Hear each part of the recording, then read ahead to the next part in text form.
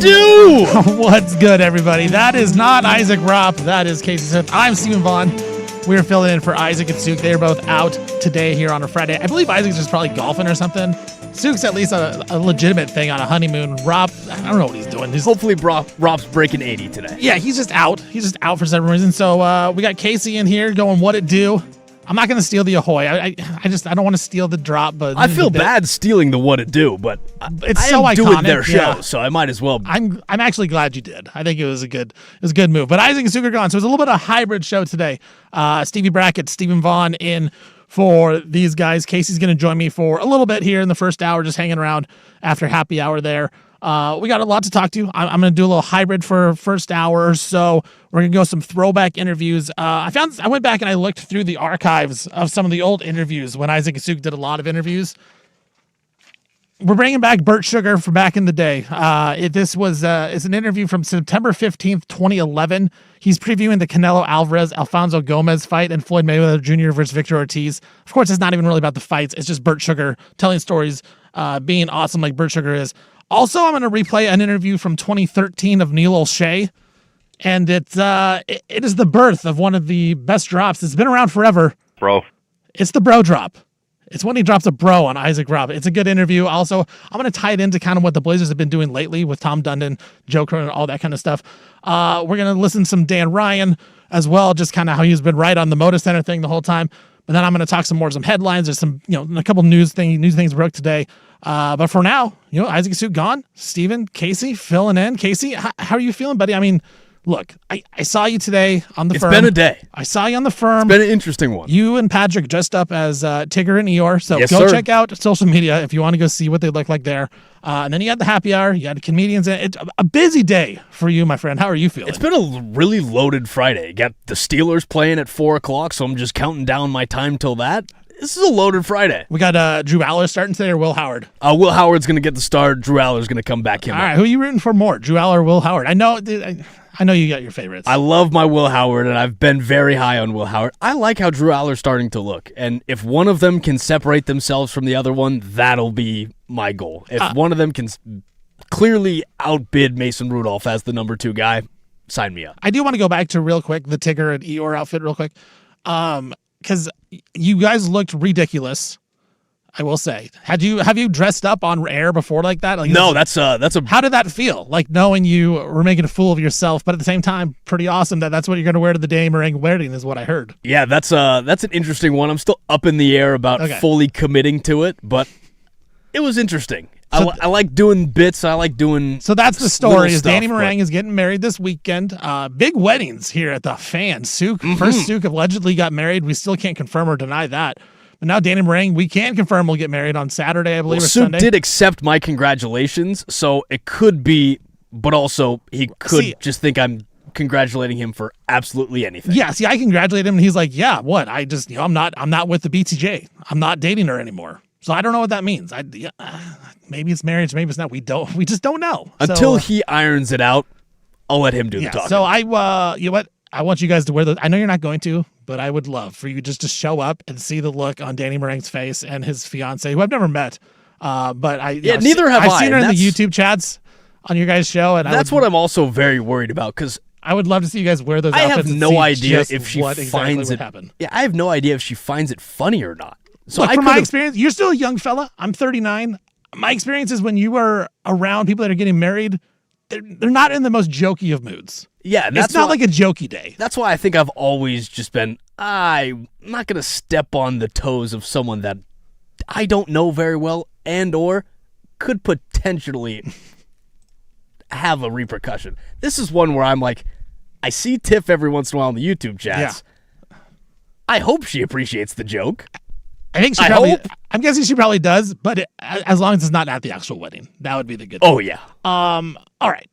I do want to open with this though, and I kind of joked about it a little bit with you before, talking about Drew Aller, Will Howard, and how much football consumption you're taking in, because I know you're taking in a lot. Your Steelers do play today. Sicko. Because the preseason is back, the NFL is back, college football starts next Saturday, not this Saturday, but next Saturday, week 0. We'll be down in Vegas Thursday and Friday. Ropp and myself doing shows from down there from Circa, kind of celebrating the opening of football and all that kind of good stuff. Are we going to get Stevie Craps table? Dude, Stevie gambles. Stevie Roulette. Stevie, hopefully I make it to the show. I'm not just gambling. If I'm on a hot dude, if you're on a hot streak, you can't leave a table. It's dangerous. We all know that. It's dangerous to leave a table on a hot streak. If I'm hitting 21, if I'm in blackjacks all day, bro, I'm not leaving. I'm staying at the table. But if she is showing 13, I am riding. That's right. I mean, what do you want from me? Dusty, what do you want from me? If I miss the show, I'm sorry. No, we'll be there. We'll be there at Circa doing the show. But here's my thing today. I was thinking about this today, is how much football consumption is okay right now? Because it's the preseason. Like, do you really got to like it? I watched a little bit of the 49ers Chargers last night because me and Rob had a show bet on it. Mm-hmm. We talked about it. We bet on the 49ers, which again, that's not a good sign going into Vegas. But we had a bet on, so I watched a little bit of it. Niners were destroying the Chargers. Again, that's the first win of the year, too. Get that out the way. Right. First win. Dude, NFL 1-0. Might as well just stop, honestly. Might as well. It's going downhill from here. But how much is too much? I think the amount that I have been watching... Is that too much? I think it's too much. Because I feel like I'm worried that I might be burnt out come week 16, 17, week 18, based on how my Steelers are. But also, right. I'm a full-on sicko. I've been doing NFL Top 100 lists. I've been ranking positions. I've been picking division winners. I'm fully locked in. So I think I'm at the perfect amount where I'm only watching my team in preseason. Okay. I'm not quite diving into the full matchups. I'm not watching 49ers and Chargers like you guys were yesterday. I'm not throwing money on it. That's a scary idea, but... Great idea, I think. On a preseason game, that's one where I'm like, I have to ease myself into the season. So this is my way of easing myself into the season by going full Steeler today so I don't have to shock the system come week 1. Because like it's one of those things where it's a real thing. When football season starts, most people that watch sports are like, I'm kind of busy now. Like I'm going to watch a lot of football. I do think right now, though, the consumption I think that people have for preseason, you see preseason ratings of the NFL, it is wild stuff. The amount of people that are going out and watching preseason games and like actively seeking out all the highlights, actively seeking out all these things. And all I see right now from all these people that cover the NFL is just how much they love the NFL and they're just watching it all the time. And then it makes me see these videos of these bros that are going up to their wives, to their girlfriends. And I have the audio here. I pulled it off the internet because these go viral. Where these guys, they write out, things, on a piece of paper, they print it out, and they're like, "Hey, you need to read this." And she's like, "Oh, I'm being busy for the next couple of months." The week 1 contracts are starting to come to fruition. Week 1 contracts, the 2 weeks of notice. Here's an example of the football 2 weeks. This guy puts in a 2-week notice with his wife saying, "Hey, football's 2 weeks away. I'm going to be out of commission for a while." I need to hand this to you. What does it mean? This needs to read it out loud. Yeah. Callie, this is to inform you that 2 weeks from today is the start of the NFL season. The past several months, I have been an engaged, loving, helpful, and thoughtful husband and father. Which is most likely I true. must, with remiss, inform you that I am putting in my 2 weeks' notice. I will no longer be available for work on Sundays, 10 a.m. to 10 p.m., Monday evenings, nor Thursday evenings due to conflicting commitments. I'll also be unavailable every Saturday due to conflicting commitments between the hours of 10 a.m. and 12 a.m. the next morning. This will be in effect until the end of February and early March. Thank you for your understanding. The laugh at the end scares me a bit.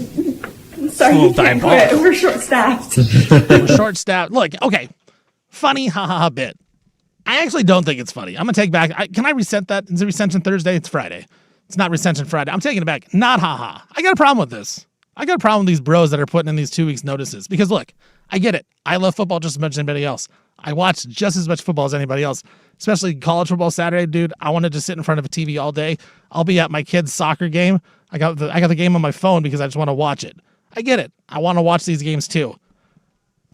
I think this says more about the person that you're with. Oh, 100%. And I think this is a very important one. And this is why I love Coach Vaughn. She doesn't care what I do. She doesn't put restrictions on me. This lady sounds like a lovely lady. But if she's really going to get upset that her husband's going to be watching football or that you have to go in the quote-unquote man cave. You know where my man cave is, Casey? I'm 39 years old. Want to know where my man cave is? That'd be right in your living room, That'd be the living room, brother. Look, I get it. I get it. It's for the bit. But I also got a problem with it. I think this is making dudes sound like such losers. It's making us sound like losers, and I don't like it, and I think these need to go away. They need to be retired. I'm not quite 10 toes on this one. I sit in both fields. I agree that, again, you should probably give your significant other a little bit of a warning that football season's upcoming, that some of the date night time or some of the quality time that you guys might spend with each other, that might change. I'm okay with that. What I'm not okay with is how, in the start of that clip, she's reading off the paper going, I have been a loving this, that, or the other for the past this. No, you haven't. Most likely the reason why you're creating this idea in the first place is because you haven't been the best husband, significant other, again, partner that you could possibly be. That's my pushback on it. It's because usually it's just an excuse for guys to just be bad people. And I don't be hate my lazy kids. in I their love my kids. relationships. I hate being a dad. I think that's a lot of dudes. I'm willing to say it. I'm courageous enough to say, look, I love my kids. I don't like being a dad. And I stand by that statement, Casey. And that's kind of fair. But I don't think you can expect your significant other to really bend to your will, Right. if you haven't already been a good enough partner to them. Also to say, yo, babe, I want to be gone from like 10 to 10. That's a long range. That's 12 hours. You said 4 months. I think I heard till January. Saturday and Sunday, we're locked in. That's crazy work. We're not allowed to say, hey, honey, can we go to She doesn't get a bye week? We don't get a bye week. We don't get, because there's bad weeks. College football, there's going to be some bad weeks. Again, when SEC goes through their path Right. of playing the nobodies, week 10 or whatever it is. Even the NFL has a couple off weeks at some point. We don't know what it is now because the team's surprised and they come out of nowhere.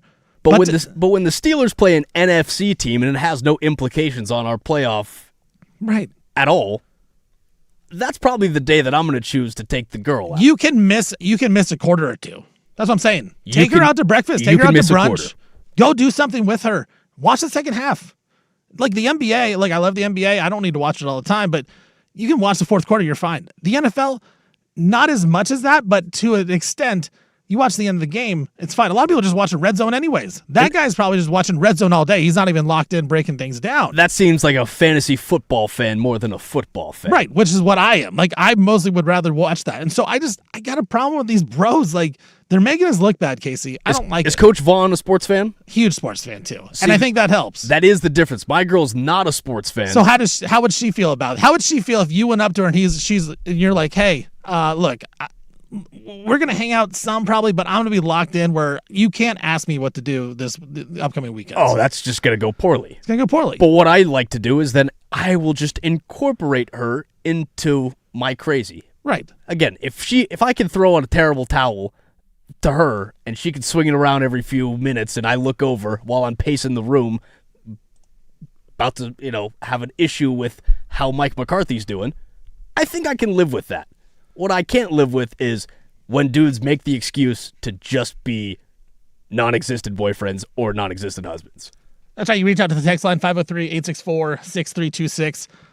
Stephen Vaughn, Stevie Fire, Stevie Brackets, Stevie Freedom, Stevie Woke, Stevie Concerts. Where I'm filling in. Casey. Stevie Lit?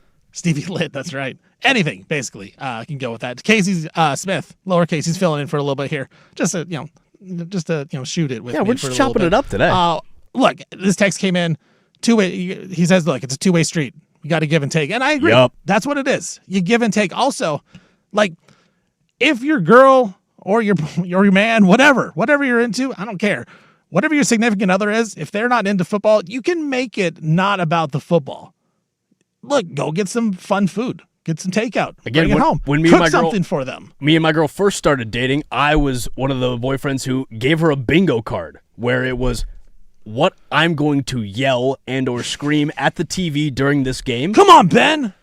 She's going to fill it out, and if she gets a blackout, she gets taken out to dinner. That's right. But if I only give her bingo, See, I think you got it right. You got it right. You're do running a process. Games. Give It's her a some process. drinks. Make it a drink game. Do something. Incorporate her. Make it fun, even if they don't like sports. Because look, women are the best. I love women. They are by far the better creature than men. That's undeniable. And they they allow us to do a lot of things, a lot of dumb things, talk about a lot of dumb stuff. Look, we talk sports for a living, and we get paid for it, and they're like, "Yeah, that's great. It's fine. You know what? We could do a lot better things in this world. Let's just give them a little bit. Let's not put restrictions on them and say, look, you get nothing out of me for the next 4 months. I can't do it." Again, if you've ever gone to see a really bad movie with your significant other, this is just that. Right. It's just the same exact thing. You're either watching the bad movie or you're the person who took them to the bad movie. And so that's why I have a problem. These are popping up on social media a lot lately. That one was just one of them that I saw that I was like, I just don't like it. Now we're seeing more and more. And a lot of it is from gambling Twitter accounts and social media, stuff like that. And it's just, it bothers me. It bothers me because it just makes men. It's a dumb excuse. It's a dumb excuse, and I get it. It's funny for the bit. But I do think that there are probably a lot of dudes out there who genuinely feel that way. Who genuinely feel like, hey, honey, like this is football season. You cannot bother me while the Seahawks are playing the Rams. To an extent, I do feel that way because, again, as someone who's dating someone who's not a sports fan, it's a little difficult to hear non-sports fans kind of diminish the sports that you really care about. Because sports are stupid. But at the end of the day, if I'm getting angry over little stuff like that, I need someone to bring me back down to earth, and that's exactly what the significant other is there for. You need someone to keep you grounded. Football's football. Football's football. Sports are silly. Sports are sports. I think Suk said that one time. Sports I was trying to find that on the spot here. Sports is kind of silly. I feel like that's somewhere. There it is. Sports is silly. Sports are silly. They are silly, man. I get it for the bit. I just do have a problem with it. But having said all that, we did just see Fernando Mendoza go out there last night in preseason and really suck. And now we need to break it down. Oh, no.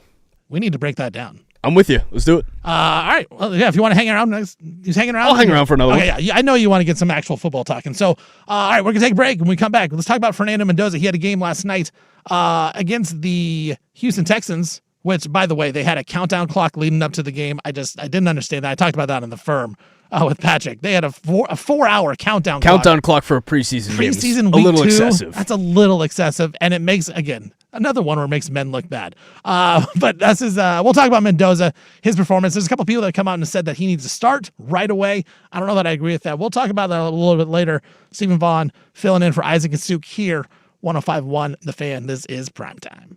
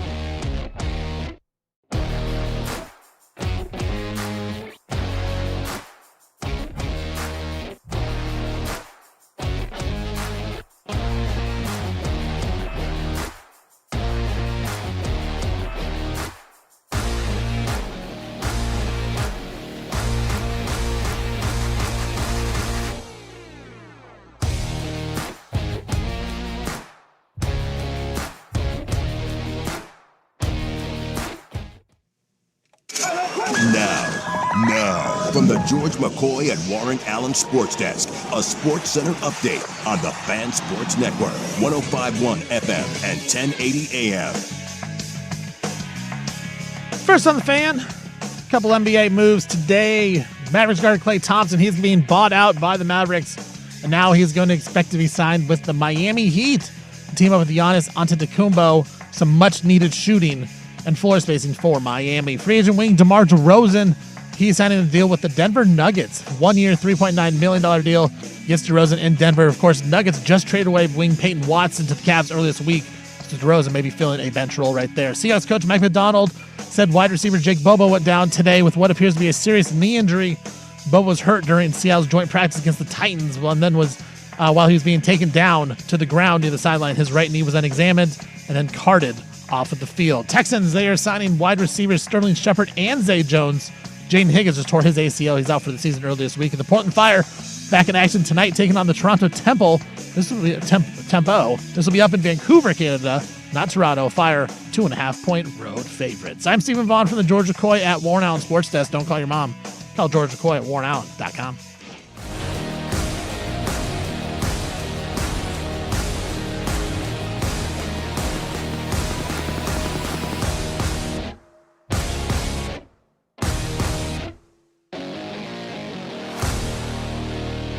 Ten 1080 AM. That's right. This is Primetime. I am Stephen Vaughn. That is Casey Smith. We're filling in here. Casey will be in for this segment, and then he's going to take off and do his thing. It is a Friday. Let him go do his thing and party and be young, like always, but he's got some stuff to do. So I'll be here the rest of the day doing a little bit of a hybrid solo Stevie Solo show and a couple best of interviews, best of podcasts that I have pulled together. Some good ones, I think, that we're all going to like. All right, Casey, well, we were talking about this a little bit in the first segment here, just about football. Football's back, and we're excited about it. Don't be too excited, but we are excited about it. Fernando Mendoza, game number 2, the number 1 overall pick out of Indiana for the Vegas Raiders, goes out. Kind of a bit of a struggle last night, 8 of 15, 86 yards, threw a bad pick 6 that turned into, obviously, pick 6 for the Texans there. First of all, did you watch it? What'd you think? I saw performance, and what do you feel about Mendoza going forward after two preseason weeks? Yeah, I saw the highlights from it, and I got to see the pick. It looked like on that pick, this is the speed of the NFL. It looked pretty bad. This is the NFL quarterbacks and college quarterbacks translating to the NFL. The speed, that was Mendoza going through every single one of his reads. It seems like he hit every single one of his reads with his eyes, and then it's just late to get to the check down. And that just felt like the speed of the NFL. Those are going to be mistakes that Mendoza doesn't make twice. Yeah, we were talking about this yesterday, and Suk brought this up, just how fast everything is going to be, how quickly you have to develop everything in your mind, in your brain before you make a move. And a lot of times with you developing in your brain, you're too slow and it's going to be just a tick late. We talked about that with Justin Herbert, how Mike McDaniel has changed the way he catches the ball in the shotgun. Like that's going to hopefully just speed him up just that much faster because he has all the arm talent. Yep. So for Mendoza, you're right. It's just like he looks around, he's making all the reads, and then he goes to the check down and then it's picked off. And it's just like, well, it's just a little too late because he's just trying to function and trying to go about it. Yeah, the ball looked like it was just behind the receiver. And again, I know we're harping on one interception, but again, Mendoza's not the type of guy that makes mistakes and compounds them. He is very much a guy that's able to learn from his mistakes, and I think that should give Raiders fans a lot of hope. Yeah, this is a guy that had 6 interceptions thrown all last season. I believe Indiana played, 15 or 16 games, and he threw 6 picks, didn't lose a fumble once. Like, this is a guy that just doesn't turn the ball over that much. So, again, I'm with you. I don't think it's a big deal. I also think the Raiders made a good move by signing Kirk Cousins in the offseason, didn't make it so you don't have to start Mendoza week 1, because obviously the speed is a little different. The Texans may have the best defense in all the NFL, too. Yeah, and it's going to allow Mendoza to stay level-headed. Right. Because he's going to make mistakes. But what do we often see when quarterbacks do make mistakes? Well, the Sam Darnold situation. Sam Darnold said he started to see ghosts. Yeah. Well, you don't want that. You don't want that, and you won't have that with Kirk Cousins in that room because he'll help bring up Mendoza in the best ways possible. Yeah, we've seen numerous quarterbacks get in there, thrown out there early, make mistakes, and then just never really bounce back. Now, we've seen the opposite, too. We've seen guys like Peyton Manning get thrown out there. He threw a ton of picks in his first year. Led the league year, in interceptions. And then he was awesome, obviously, the rest of his career. So we've seen it both sides. It can go either way.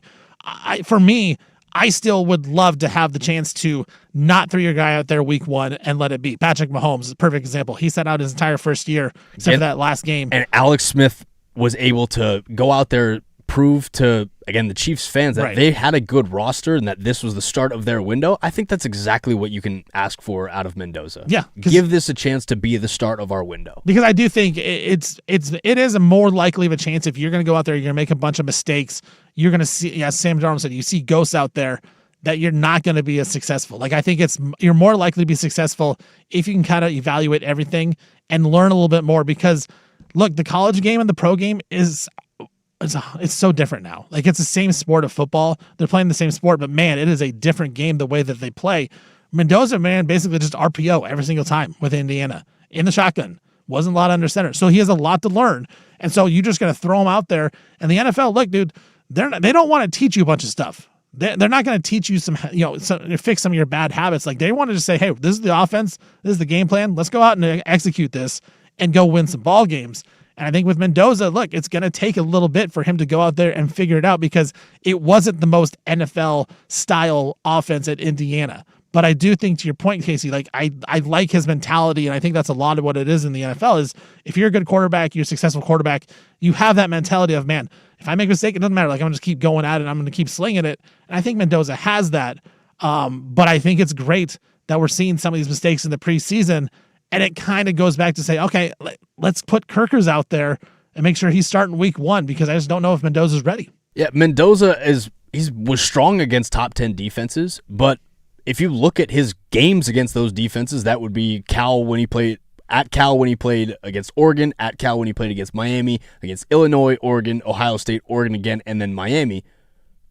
He doesn't have insane numbers. He's not going to throw for 300 yards. He's not going to absolutely burn you with his cannon of an arm. But what he does better than anyone else in college football, and what he proved last year, is that he takes care of the ball very well, and he's able to put his team in the right position regardless of the situation. Yeah, and he's going to make big-time throws. Look, I mean, that's what he did against Ohio State to Charlie Becker down the sideline. That's what he did against Penn State in Happy Valley, leading that crazy drive where the guy gets the tiptoes at the end of the game. Again, he's not going to air it out for 400 yards, but the single passes that he starts to make and the single drives that he starts to make are the reasons why he's separated from the rest of the pack. And that raises his floor, right? I think the floor is super high, I think, in Fernando Mendoza, where he probably doesn't seem like a guy that's going to flame out completely because he just doesn't turn the ball over. He's going to listen to the offense, but he may never be the highest of highest ceilings because he doesn't necessarily take those chances. But it could be all different. Maybe he changes a little bit in the NFL. I saw this last night as well. Maybe it was this morning. But Jeff Schwartz, former Duck, on Twitter, he just there was a highlight of Mendoza throwing the pick, and he just quote tweeted and said, Mendoza should start week 1. And people were like, well, why? Like, why is he starting? He goes, look, like he has all the abilities. This was just a bad read. He's got to go out there, get the experience, and figure it out.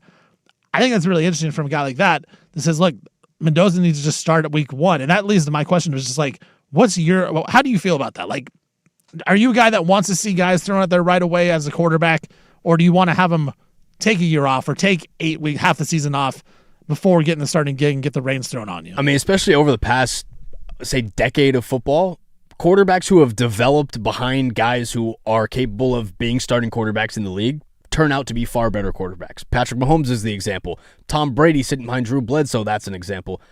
I mean, I could go down the list of guys who sat behind all-pro quarterbacks or even starting-worthy quarterbacks in the NFL and how that's just elevated their game. And I think that Fernando Mendoza, if you throw him out there week 1, he doesn't make the mistakes. And I'm not saying he doesn't make the mistakes, but he makes the mistakes and isn't able to bounce back from them in the same way that Sam Darnold wasn't in his first 2 years. I think if you throw a rookie out there and all he sees is, I'm not up to the pace of this game yet. Everyone's playing at a much faster speed. I'm getting hit really hard, and my O-line's starting to get a little bit dwindled. That starts to really shake a guy's confidence. You don't want that to happen, especially a Heisman and a valued guy like Fernando Mendoza. If that smile on Mendoza goes away, Raiders fans should be scared. And all they need to do right now is invest in this dude emotionally, because he's going to give it back to you. The problem is like, I look at this because for Oregon State, like there's an Oregon State quarterback controversy, Malik Murphy, Braden Atkinson, who's going to start. But the Beavs open up their season so tough. They open up with Houston on and the Texas road, Tech. and then Texas Tech. Atkinson's coming over from Mercer, where he's the Jerry Rice Award winner as the best freshman. But I've heard some things that just like he may not be like ready to go like week 1, week 2 to be awesome. And so honestly, week 1 would not be a terrible idea to start. They do play the Dolphins. That's what I was getting to. Is like for the Beavs, I would love to see Malik Murphy go out there. No offense, we've seen what he can do, what he can't do. Throw him out to the Wolves. Let him make all the mistakes. Let him cook. Let him sing. And then week 3, hey, look, Murphy, you threw 4 picks in 2 games. Let's throw Braden Atkinson out there. That's the problem with the Raiders, right? This is the schedule, because their schedule is really tough. There's not a lot of spots where I'm looking at them like, yeah, this is a good spot for Mendoza to sneak in, because then it's another tough defense. I say, do you want to go through it? And yeah, because they opened up with the Dolphins, which is probably the best matchup you could have, a home game. I'm trying to think of, do we see the record differently if Fernando starts every game versus if Kirk starts every game? Right, because it's Dolphins, it's at the Chargers, it's the Saints, which aren't very good, the Chiefs, down season, but their defense is always going to be pretty nasty. But Patriots, defense nasty, Bills. That's a really big question right now, because if Fernando Mendoza starts week 1 and goes out there and gets a W, okay, now you have a confidence booster. Let's go into next week against the Chargers. You see how that shakes out. The Chargers have a pretty elite defense that flies around and hits pretty hard with Khalil Mack and Derwin James and Elijah Molden, but I want to figure out. I think Kirk's going to be the starter. I think so too, because if you go out there and start Mendoza, it seems like that's pretty clear. Like they've made comments about that. Kubiak has even said like, "Hey, Kirk's our number 1 right now," and so the spot I see is probably week 8 against the Jets, right? So it's Dolphins, Chargers, Saints, Chiefs, tough, Patriots, Bills, and then your Rams, and then it's at the Jets, and that's after week 8. That's coming off of the bye week as well. So it's week 8. So it's like that's probably the spot if you're Mendoza, you're shooting at. But there's really not a lot of spots, and so it's going to be tough. Like there's never going to be easy spots in the NFL to find it, obviously. But Fernando Mendoza, I don't know that he's quite ready that you can just throw him out there and you expect great things. But I will say, to your point, Casey, earlier, is his head game is so good. His mental game is so good. I think, sorry, whoops. That was not great. I threw myself out because you were laughing at me now. Yeah, no, dude, okay. His mental game's so good that even when he messes up, in between the ears, be Mendoza. Yes, I go back to it. That's what separated himself from the Julian Saying, the Diego Pavia, the Dante Moores. That's what separated himself. That game might be good. I don't know. What was in between the ears. We don't know. I didn't get that scouting report of Mendoza. No one told me. Not It is quite that- Vegas, though. Didn't get that scouting report. It's Vegas. Well, I go down to Vegas on Thursday. I'm going to try to figure that out. But no, dude, I think Mendoza, it was a bad performance, I thought, last night. I didn't think he looked very good. I thought week 1, he looked okay. I thought there were some things where he obviously could have cleaned up in his performance, but week 2 wasn't great. And that pick is one of those things where it's like, man, that's the glaring stuff that says you're not quite ready for NFL talent, because it's not even against like the full-blown Houston Texans going at it regular season. But schematically, you play the top 10 defense or top 5, maybe even a top 3 defense in the NFL. That should start to give you confidence, and or the opposite of start to diminish that confidence, just based off of what you're seeing and how you feel. If Mendoza goes, oh, I know what the mistakes are, and I can easily capitalize on those mistakes, perfect. Right. If it's, this game is becoming way too fast and I need to catch up to it, that's when I start to worry. But I'm not out there yet. Because we're not in the practice, we're not in the meetings, we're not in all that kind of stuff. But it goes to the point also of how college football doesn't really prepare guys for the NFL anymore. Like a lot of positions, offensive line especially, not a great transition to the NFL. Quarterback, definitely not. I mean, if you throw out your athletes, you throw out your pass rushers, some of your wide receivers, your DBs, just say, hey, go run this route, go guard this guy, go get the quarterback. Very easy transition still. Like, you can just be an athlete and go at it. But I think right now, especially offensively, those O-linemen, those quarterbacks, man, you got to learn a whole different language when you go into the NFL. I don't think it's a college football problem. I think it is, because, but I don't think they care. What percent? But they don't. That's the problem. Is they don't care, because they're just trying to win games too. Like, if I'm Lane Kiffin, I don't care what my quarterback does in the NFL. I just want him to win games so I get more contract extensions. Against the pushback that the college football world has against the NFL of thinking that this is the developmental league. Well, how much are we developing guys anymore? I'm looking at a number right here. What percentage of college football snaps do you believe occur from under center? Because the majority of NFL snaps, those are the ones that we're seeing from under center. Dude. What percent you got for me? 10. 26% of all college football offensive snaps occur under center. If you look at that for the NFL, that's probably Air Force and Army and Navy that are running the wing tee. In the NFL, it's 17.8%. So it's closer than I thought. It's closer, but teams are starting to just evolve to the shotgun. We're not seeing quarterbacks go under center. We're seeing teams traditionally in the shotgun, in spread formations, and less guys that are able to do it under center. Yeah. And so I think it is an adjustment. It is an adjustment period that still needs to be looked at. I do wonder, though, also, Casey, real quick before we take a break, like, with the college football game changing the way it is, it's basically a mini NFL. That's the model we're going to go to with the SEC and the Big Ten. They are eventually probably going to break off, grab a few more teams, grab a Clemson, grab a South Carolina, or not South Carolina, but grab a Florida State, grab a Notre Dame, grab a few other teams, probably an SMU, Texas Tech, because they can buy their way in. Virginia Tech, and create their own 40-team league, basically, that is mini NFL, that is full-blown. We're paying everybody. We got salary caps. We got all these rules in it. And I do wonder, if we ever get to that point, will we see a more NFL style go to college football game? Because right now it's still a little different. Similar to how the MLB pipeline is with single A, double A, A-ball, again, all that. I think that's what we're going to start drifting to, where we hold these 40, these 50, these however many college football teams, they're held up on the pedestal, and everyone else is developmental to funnel into that one. If you got 5 years of that eligibility clock, hopefully you only have to burn 2 at a smaller school before you get elevated up to the 5. Right, and at some point, the Oregon Ducks is going to be basically the minor league program for the Seahawks, or, well, probably Washington, but you know what I'm saying. Something like that.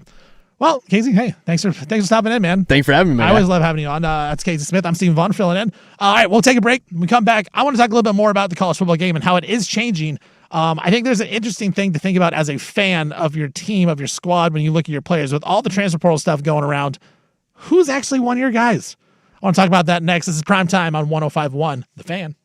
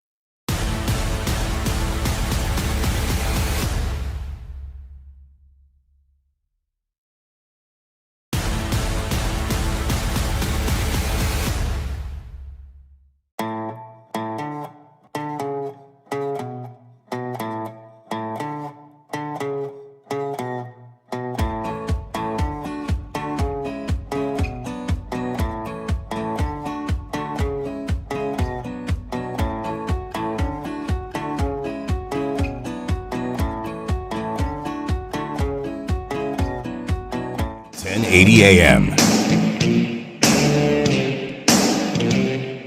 Stephen Vaughn here, filling in for Isaac and Suk. Rocking your world right now here on a Friday. This is the best copyright-free music we got coming back here. Isaac, I believe he's just out. He's just a day off. Suk, I believe he's on his honeymoon. I don't know. There were rumors, apparently, in the YouTube chat that Suk was seen down in L.A. throwing something on the floor at the WNBA game. I don't know. I can't confirm or deny that. I cannot confirm or deny if that was Big Suk throwing things on the WNBA floor. If you want to see that, go check that out online. Well, it's thrown on the floor, but I think he's gone as well on his honeymoon. So happy for him. Casey Smith going to go do his thing. Go do the podcast for Luke Anderson Happy Hour. So go check out that Happy Hour. Good stuff as always there. Want to thank Casey for popping on here for a little bit. All right, I want to talk about college football a little bit more. We just talked about kind of the differences in the NFL and college football, but the game of college football has changed so much now. It is so different. We're seeing all these guys make money, NIL, transfer portal, but mostly the transfer portal I think is more interesting. Guys are always making money. Guys are always getting cash from people. But now with the portal so relevant, we're seeing guys be successful at multiple schools. And it leads me to the question of just like, who do we claim? Like, if I'm an Oregon Duck fan, do I claim Bo Nix? I think I do, because he had 2 years that were successful. But if you're an Auburn fan and you look at Bo Nix on the NFL, can you claim Bo Nix? You wanted him out. Like, Auburn couldn't get out of the Bo Nix business fast enough when he left to go to Oregon. They wanted him out of there. They're like, good riddance, go somewhere else. You're someone else's problem. He goes to Oregon, has 2 really good years, one just incredible year, sets NCAA records, was right up there with the completion percentage record, the amount of starts in his career. Oregon, I feel like, claims it because he was really good, led his team to a lot. Dylan Gabriel, he's a guy that played at UCF, unbelievable career over there, goes to Oklahoma, has a solid year at Oklahoma, then comes to Oregon, another really good season at Oregon. But I feel like a lot of Duck fans won't claim Dylan Gabriel because it was only 1 year and it ended in such a crash at the Rose Bowl against Ohio State. But what we forget is that Dylan Gabriel led that team to a 13-0 record and the undisputed number 1 team in the nation heading into the playoffs. But they're not Ducks, right? Like, that's just the way it feels. They're just not. I find this so interesting in college football, because we get that in the NFL, we get that in the NBA, we get that in Major League Baseball, where a guy plays for one team for so long and you kind of claim that guy. I look at a guy like DeMar DeRozan, who just signed with the Denver Nuggets. He's played for a million different teams, but I feel like the Raptors claim that guy. I look at a guy like LaMarcus Aldridge. He played for Portland, went to San Antonio, played for Brooklyn, but I feel like Blazer fans, he had his most success with Portland. I don't know that not all Blazer fans, for sure. Not all Blazer fans will accept that guy and say he's a trailblazer. I would. I think Marcus is great.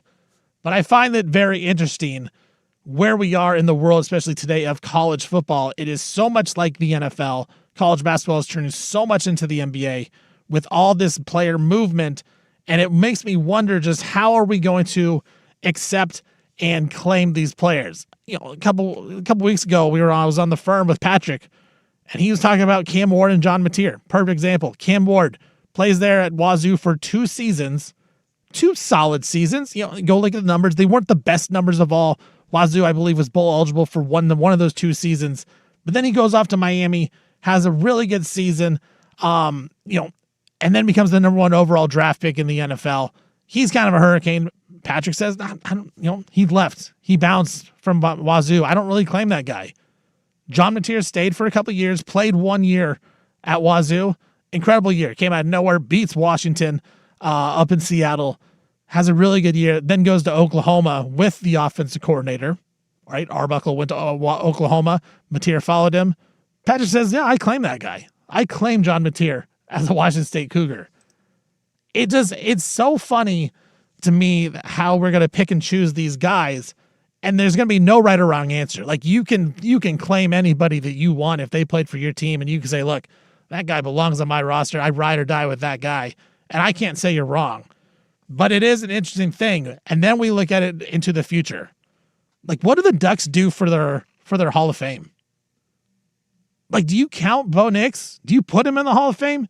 Because he has NCAA records. Dylan Gabriel, he has NCAA records as well. He played for the Ducks for 1 season. But do you claim that guy? Do you put him in the Ducks Hall of Fame?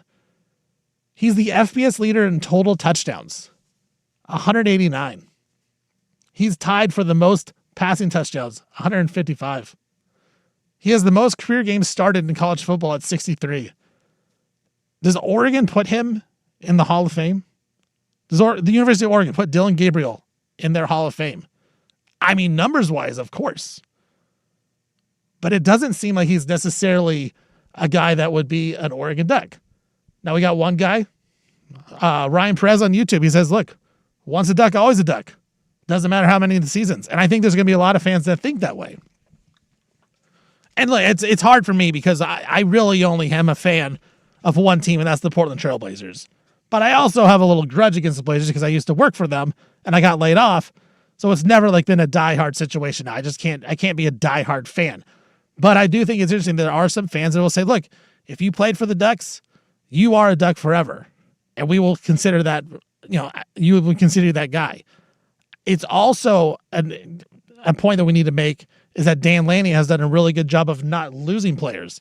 So many guys in college football have joined a squad, joined a university, and then left that school. Dan Lanning really hasn't. Like, go look and see where Dan Lanning has lost really good players in the transfer portal. You're just not going to find it. And that's one of the best abilities Dan Lanning has, is that somehow he has convinced guys to stay at Oregon for years upon years. If you're good and you're going to stay, look at this team they have coming back. Look at all that's coming back on the defense. Dante Moore comes back for another season. Money's a convincing reason for sure. But it can't just be all money. It's not all money. I still don't believe in the bottom of my heart that every decision being made on the college football and college basketball level is based off of money. Deal popping in on the text line. Dylan's a Duck, but not a Hall of Fame Duck, and that's okay. And I think that's great as well. But I do think Dylan Gabriel at some point needs to be recognized for what he's done in college football. The all-time leader in touchdowns, but he's not going to be a Duck.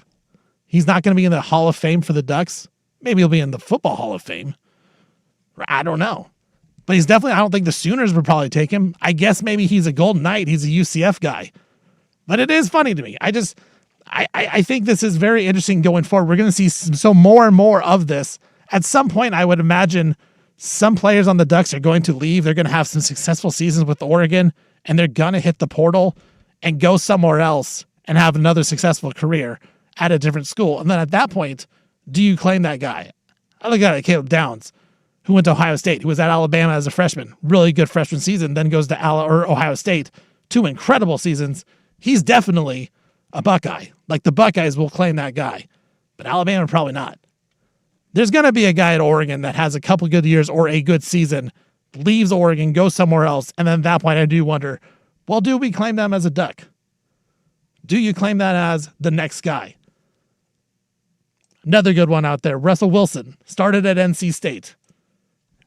Had a career, played there a couple seasons, goes to Wisconsin, leads them to a Rose Bowl. He's considered a Badger for sure. Like, that's what he aligns with. The Wisconsin Badgers claim him. I don't know that NC State claims him because he left that school. Another Texan, Gabriel broke the record in a Duck uniform. So yes, he's a Duck Hall of Famer. See, I think we're going to get on both sides of the fence here. And I find it very interesting because it used to be Joey Harrington staying there for 3-4 years, playing that many seasons, obviously Hall of Famer. We're not going to get that a lot more anymore. We're going to see a lot of guys come in, come out. Evan Stewart, he's a Texas A&M guy. He comes to Oregon. If he has a good Oregon season, he didn't have a great Texas A&M career, he'll be a Duck. But we're going to find this a lot more. And I think this is one of those things where it doesn't matter in the long run. No, not really, because we're talking Hall of Fame. We're talking after their career. But I think it is a very fun conversation to go back and look in the next couple seasons. And we're going to look at schools and say, man, is this guy a Duck? Is Darian Mensah a Blue Devil? He led that Duke Blue Devils to the ACC championship in football, not basketball, in football. They were the ACC champs. He then goes to Miami. If I'm a Duke fan, do I claim that guy? Duke winning a football conference championship, not a basketball one, football one. I feel like I would claim him. But then at the same time, Now he goes to one of your rivals in the same conference, and he's on Miami. I don't know. This is going to happen more and more as we go along. And I think it's going to, again, it goes back to the point of college football is turning into a mini NFL where guys are going to be transferring even more. We're going to see good players transfer even more because there's going to be more and more dollars, and there's really no guardrails. It's just year in and year out, 1-year contracts, get in, get out, get your money. And I don't blame them. If I was a college player, I'd probably be at 4 different schools every single season. Have a good year somewhere, I'm back in the open market, I'm in the portal, I'm getting my money. Next year, I'm back in the portal. I definitely don't blame them.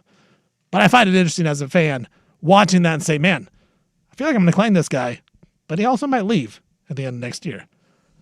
That's it for hour 1. Stephen Vaughn here, filling in for Isaac Suk. We're done with hour 1 now. We're going to go to hour 2.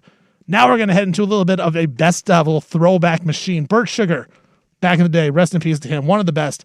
He used to come on all the time, talking fights, just talking everything, just story time with Bert. We're going to go back to an interview from 2011 where he's previewing the Floyd Mayweather Jr., Victor Ortiz, and Canelo Alvarez, Alfonso Gomez fight. He popped on with Isaac Suk. Little fun there. We're also getting some Neil O'Shea stuff as well in hour 2. Stephen Vaughn here, filling in on Primetime on 105.1 The Fan.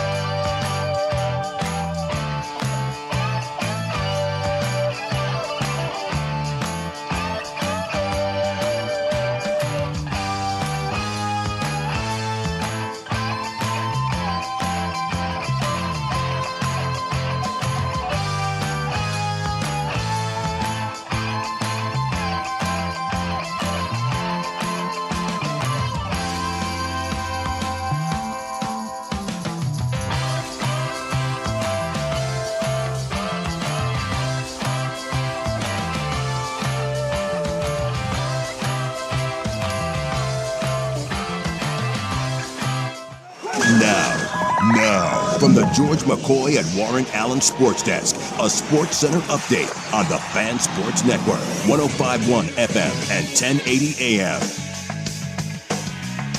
First on the Fan, a couple NBA moves today involving some veterans. Mavericks guard Klay Thompson, he's getting bought out by the team, and it is expected he signs with the Miami Heat to help space the floor for new big man Giannis Antetokounmpo. Free agent wing DeMar DeRozan, he's signing with the Denver Nuggets, a one-year deal worth $3.9 million. Nuggets just traded away wing Peyton Watson to the Cavs, so DeRozan has a nice spot right there in the rotation. Seahawks coach Mike McDonald said receiver Jake Bobo went down today with what appears to be a serious knee injury.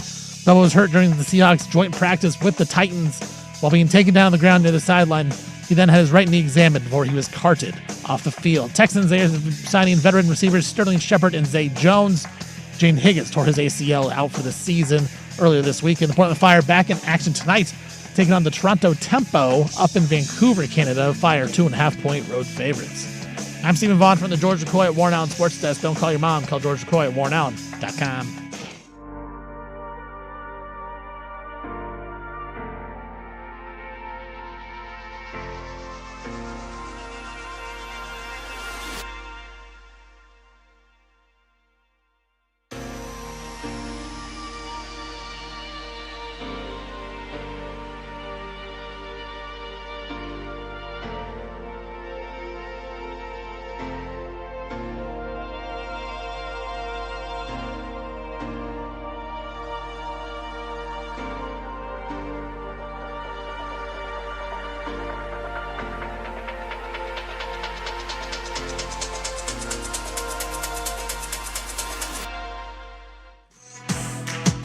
Well, what's good? Stephen Vaughn here. Stevie Fire, Stevie Brackets, Stevie Freedom, Stevie Woke, Stevie Hybrid, Stevie Fillin. Doing it all here. Hour number 2. Isaac and Suk are out today. Suk on his honeymoon. Good. Congratulations to him. As far as we know, YouTube rumors are saying he may have been down in LA throwing things at a WNBA court. That's what the YouTube said. I don't know. You can't believe everything you hear on the internet. But Suk out of town. Isaac, I think he's just golfing. He's just having fun, having a day off before he has a big week next week without the big fella. And then on Thursday, Friday next week, Isaac and myself will be down at Circa down in Vegas for the opening of the real opening of football. College football week 0 is next Saturday, not this Saturday, not tomorrow. I wish it was tomorrow, but it's next Saturday. Week 0 it'll be, and then they got the big super contests. They got the Survivor. So we're all going to be celebrating all that. That kind of stuff is a lot of fun heading into the NFL. Right around the corner, college football, right around the corner. We got hour 1 here. We'll get that podcast up here pretty soon. But hour 1, lowercase, Casey Smith, he joined me for a couple segments, talk some football, talk some Fernando Mendoza and some of the college football, how it's changed, how it's different than the NFL, and how maybe it goes back to being a little bit of the same. And then we talked about just, as a fan of a team, how do you claim somebody now that college football has guys coming in and out? But hour 2 here is going to be more of a best of here. We're going to go back in time, back to 2011. Isaac and Suk, right in the prime of their careers. They're talking with Bert Sugar. He's there. It was a September 15th, 2011 when Bert joined the show. He was talking Canelo Alvarez, Alfonso Gomez fight, Floyd Mayweather Jr. versus Victor Ortiz. It's not mostly about the fights when you're talking with Bert Sugar. It's more just about Bert Sugar talking, telling stories. So we'll do that right now.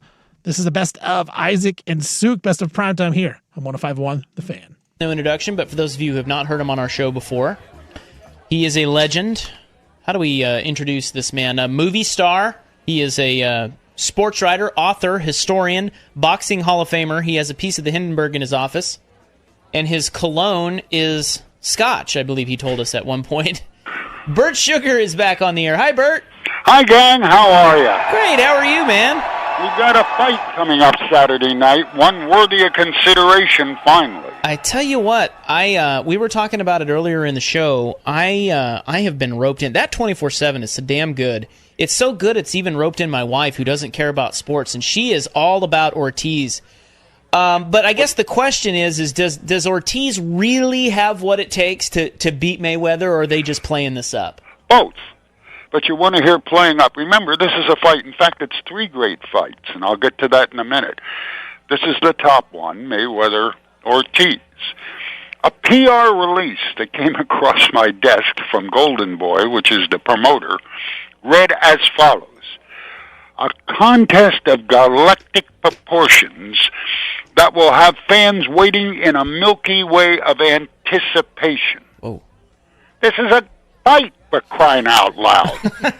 This isn't Gene Roddenberry a long time ago in a galaxy far, far away. What are these people doing?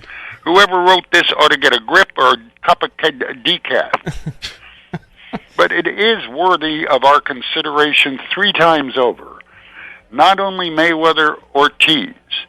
And Ortiz, yes, a victor come lately. He wasn't in the, if you will, purview of welterweights that might be in there now with a Mayweather or a Pacquiao until he beat the undefeated Andre Berto. And he does have power, a lot of power. He has had 33 fights, 29 2-2. And in every fight, even the ones he lost and the ones he drew in, he's knocked his opponent down. That's power. And so, all things considered, if he can land, he has a chance, because power is a great equalizer. Well, yeah, isn't that something we've never really seen from Mayweather before? We've never really seen him, that blood and guts style, and this guy can drag him into that kind of fight. Probably can. He was hurt for the first time in his 41-fight career in his last fight against Sugar Shane Mosley, who had him sit down in midair in the second round. Yeah, only time I've ever seen him take a real solid punch. I mean, he just was hurt beyond being hurt. And he's 34, and there's only so much a 34-year-old boxing body can do. Mm-hmm. I mean, at Mayweather's age, many of the all-time great welterweight champions had retired. I mean, the Barney Rosses, the Tony DeMarcos, the Kid Gavilans, the Wilfred Benitezes, the Henry Armstrongs, the Mickey Walkers, the Carmen Basilios, on and on and on.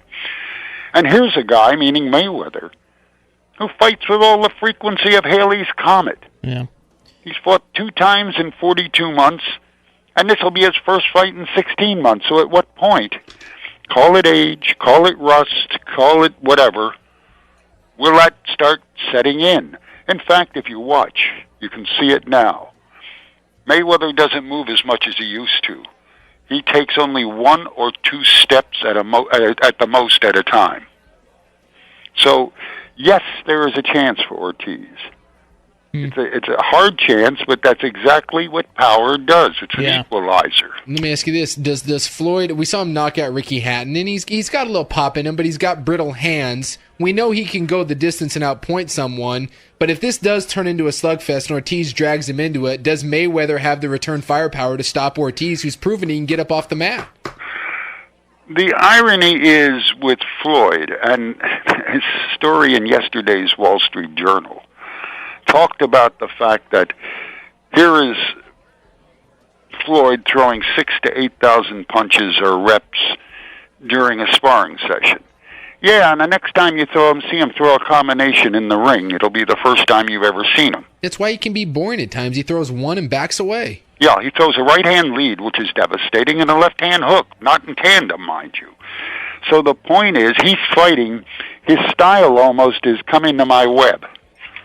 He's that great defensive fighter.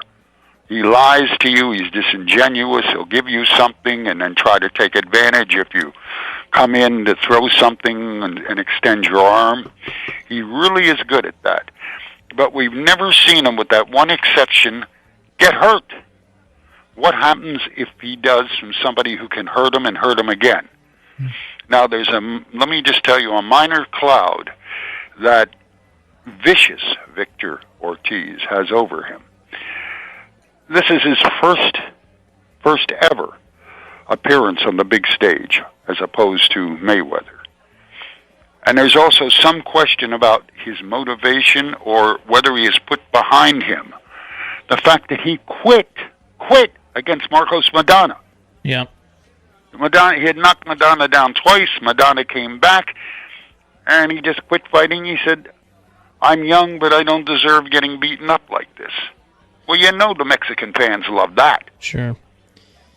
So they've turned their back on him to a degree, and they've adopted the man on the second fight who is fighting as opposed to Mayweather and Ortiz at the MGM Grand Hotel in Vegas.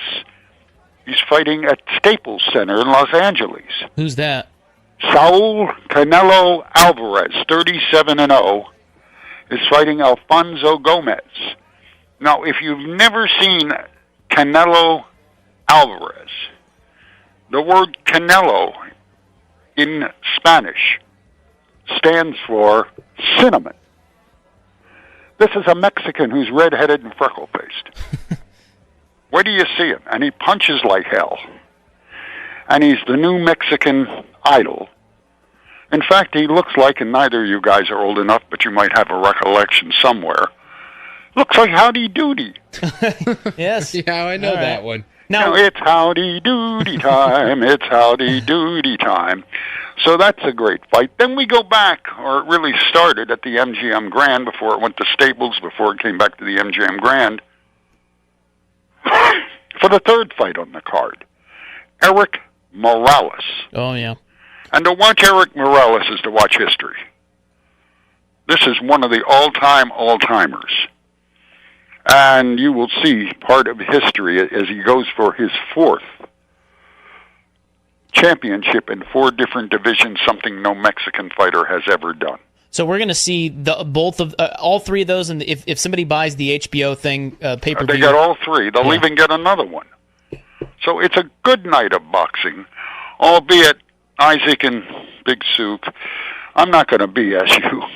I don't really get the same thrill out of this as standing around waiting in a Milky Way of anticipation.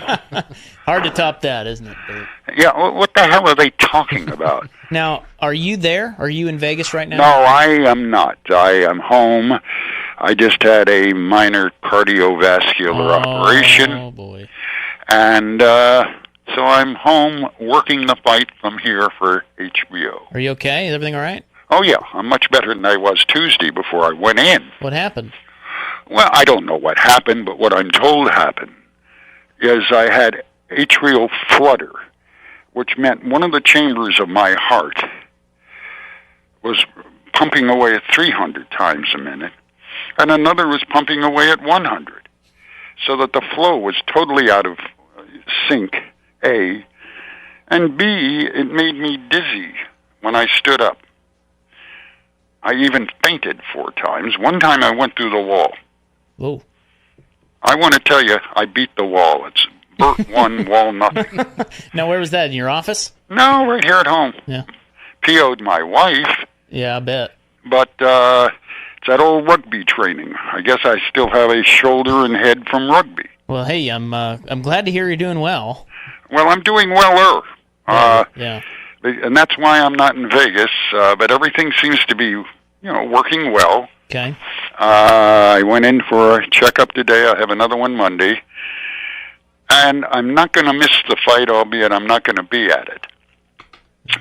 But it's worthy of anyone who is a boxing fan's consideration. And I know Americans happen to like heavyweights. Well, we ain't got no heavyweights. Yeah, they're gone. They're long gone. They're all the riskies now. I mean, yeah, and they're boring.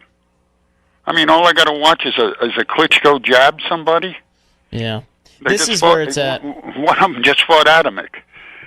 My leg went to sleep in the 6th round, and I followed suit in the 7th. So next year, you have to make a promise with us, Bert. We want to. One of our hopes and dreams on this show is to get out to Vegas and watch a fight with you, ringside. Can we do that next year? Can we? I'd like to look forward to it, and we might have the big one. Yeah, I hope. You think that'll happen next year? Pacquiao Mayweather? It depends on how Mayweather looks. Yeah. Saturday night, and how in 2 months Pacquiao looks against Juan Manuel Marquez. Right. And to listen to Mayweather today, it's going to happen. But then he'll start throwing up barriers like he did the Olympic-style blood testing. Right. And probably ask for a pap test and a mammogram or some reason that the fight can't happen. Yeah, no, I think they'll eventually fight. I just have a feeling. He's Yeah, got to, because he cares so much it's about his the legacy. most anticipated fight in 30 years since Sugar Ray Leonard and Yep. Tommy Hearns, which is still one of the all-time greats. I just think underneath the facade, I think he's scared of Pacquiao. I think he thinks that's the one guy that can take him. Maybe, but I don't think he's afraid of Pacquiao. I think really he's afraid of losing. By that I Right. mean he predicates his whole being on the fact that he will tell you he is the greatest fighter ever. He has never lost in 41 fights. Muhammad Ali lost, Ray Leonard lost, Ray Robinson lost, everybody lost. He's never lost. So he's predicated his greatness or his claim to greatness on his never having lost. And he doesn't want to take the chance of losing. And I think that's more the governing, if you will, reasoning here. I'm with you. But I think it'll happen if he sees a chance to win against Pacquiao. And you know what? Pacquiao doesn't give a flying whatever. He just, okay, put him in a ring, don't put him in a ring. What do I care? Yeah, well, hey, if it happens, we're going to come and we're going to watch it with the great Bert Sugar, all right, Bert? Oh, I'd love to look forward to that, and we might get a couple sarsaparilla. Yeah, I think so. Thank you, Bert. Good talking to you. Isaac, Big Souk, it's been a long time. This has been fun. Let's do it again. That was the great Bert Sugar back in 2011, talking with Isaac and Souk, previewing the fight. And, just the way he describes everything is just so legendary. Rest in peace, obviously, to him. He's passed away for a while, but he used to come on Primetime a lot, talking, previewing fights, things of that nature. And it was always just a fun time. Always just a fun time. You could tell the thing about sports is, to me, is sports are supposed to be fun. And when we see that so much, but sometimes we forget. We forget that it is supposed to be fun, and we take it very seriously, and things get crazy. Like, Bert just loved what he did, man. He loved talking about boxing, loved talking about sports, and he really did enjoy coming on the show, it seemed, and talking to Isaac Souk. And Isaac Souk, of course, do a good job talking to him. So that was a fun little interview there. All right, we'll take a break here.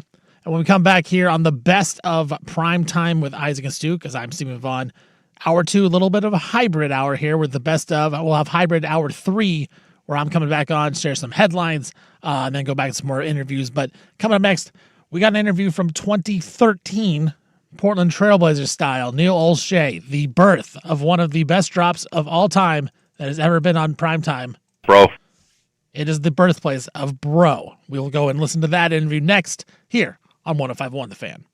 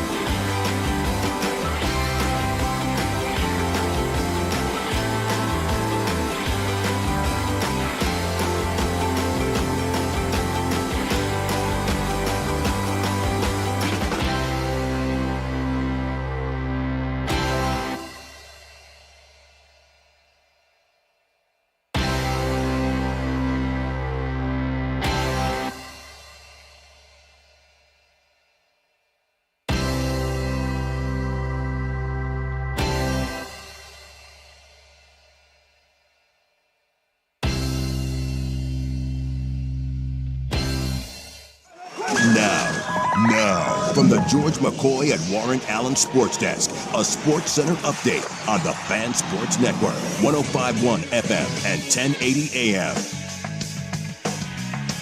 First on the Fan, Mavericks guard Klay Thompson. He's going to get bought out of his contract in Dallas as he is expected to head down to play for the Miami Heat.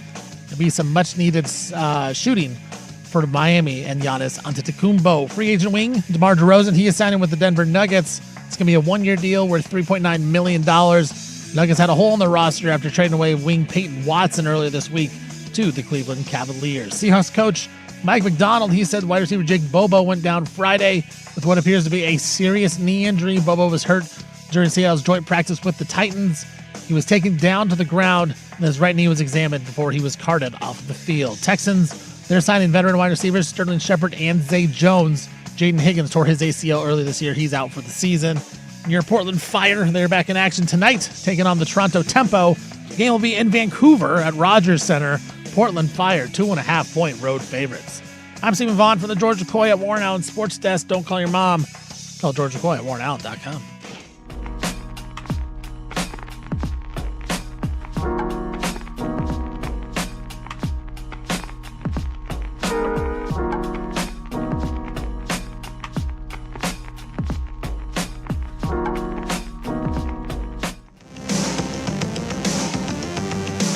That's right, this is Primetime. I'm Stephen Vaughn filling in for Isaac and Suk. Both guys are out, so I'm filling in a little hybrid show. We got a little best of right now for this hour. Hour one was me and Casey Smith talking some football, talking some college football as well. Later on, we'll have some news, some headlines, and news that broke today. We'll talk about that in hour three, and then, of course, we'll have the best of the club. That'll be the big Suk A-Crop story that just happened. A little recap of that. We'll also have a special guest at 6 o'clock for primetime here in the club. In-studio guest, by the way, for his radio debut. We'll keep you in touch on that. But that'll be for the club. Right now, we got a little best of here. Going back in the time machine to 2013, the Portland Trail Blazers were 28-32 on the season. They were taking on the Memphis Grizzlies. It was March 6th, 28-31. Sorry, 32. 28-31. Taking on the Memphis Grizzlies, and general manager Neil Olshey joins the show to the birthplace of one of the best drops of all time. Bro. He drops out of Isaac Robb. Isaac interviewing Neil Olshey. Interesting what Neil talks about in this interview. He talks a lot about analytics and the role that they played back in 2013 and how some teams really haven't embraced it yet. I find this very interesting because at that time I was with the Portland Trailblazers, or I was just about to be hired by the Portland Trailblazers. I was hired in 2014 with the Trailblazers in their analytics department. So it's interesting to hear this point of view about a year before I was actually hired in that department, working for them, to hear what he thinks. He mentions my boss's name, Ben Falk, in the interview. He was in charge of the analytics department.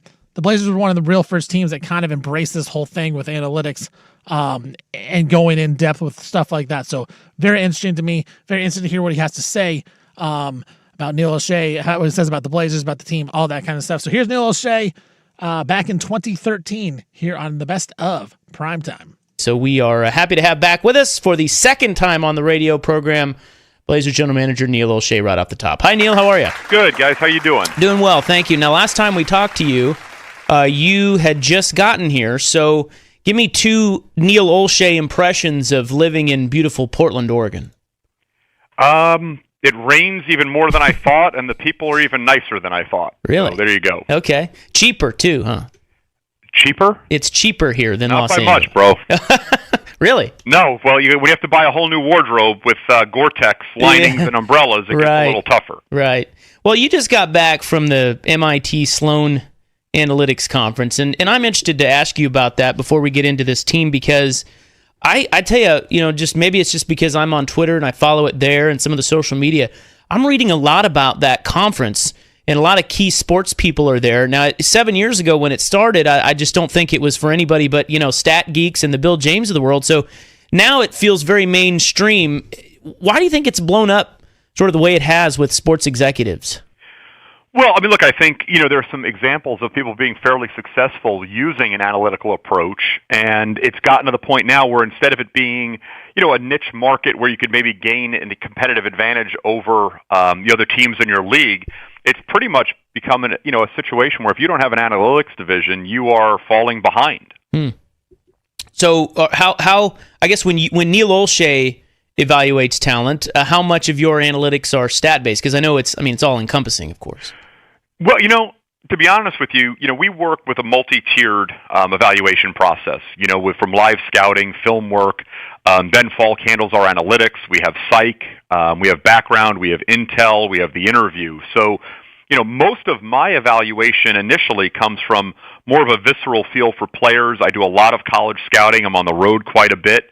Watch a lot of games. I watch a lot of video on flights going to games and back here in the office. So I leave that up to Ben. I want our analytics guys to come to me with their thoughts, and then we have an open discussion based on how they view a player versus the lens through which I see a player, and then we give them our feelings from a subjective standpoint on what we've seen watching these guys play over the years, and they give us a much more objective analysis in terms of the analytics. So it all factors in together. It's one system. Isaac, it's a big system of checks and balances, and you hope that on that pie chart, every time you come up with a set of criteria for a player, they meet that standard in whatever division you're looking at. Right. Does it often, when you come together with Ben and his crew and you have one feeling, is it often the polar opposite, or does it usually match up? No, I said this at the conference on a panel, actually, that, I would say if you've got a really good front office, which we do, scouts that you trust with years of experience that have a good feel for players, and a strong analytics division, at the end of the day, 95% of the time you're on the same guy. It's very, very rare that there's an outlier one way or the other, whether it be with your scouts from a subjective standpoint or, the quants with their more analytical approach. This is Neil Olshey. He is the general manager of your Blazers. So just two other lines of questioning on this. Do you think that the quantitative versus qualitative analysis, is it shifting the NBA because we're reading so much about these analytics conferences, or are most guys like you in that it's just one piece of the pie?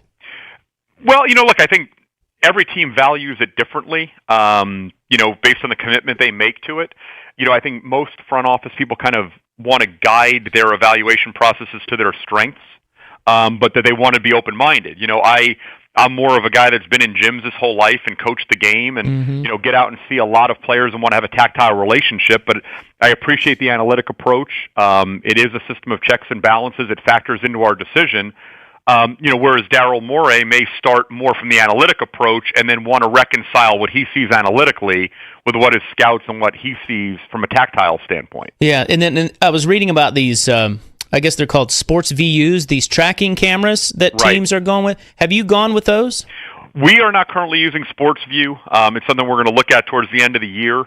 At some point you've just got to see what's overkill and what really is a value add. And like I said, if it's something that we think we can get enough of an advantage from and we're going to utilize consistently, it's something we would look at. But, the one nice thing about working for Paul is that, there is no resource we can't have or acquire if we feel like it's going to give us a competitive advantage. And like I said, it's up to me to kind of just use those things judiciously and make sure we don't get into a situation where, the overkill sometimes and you end up with paralysis from analysis.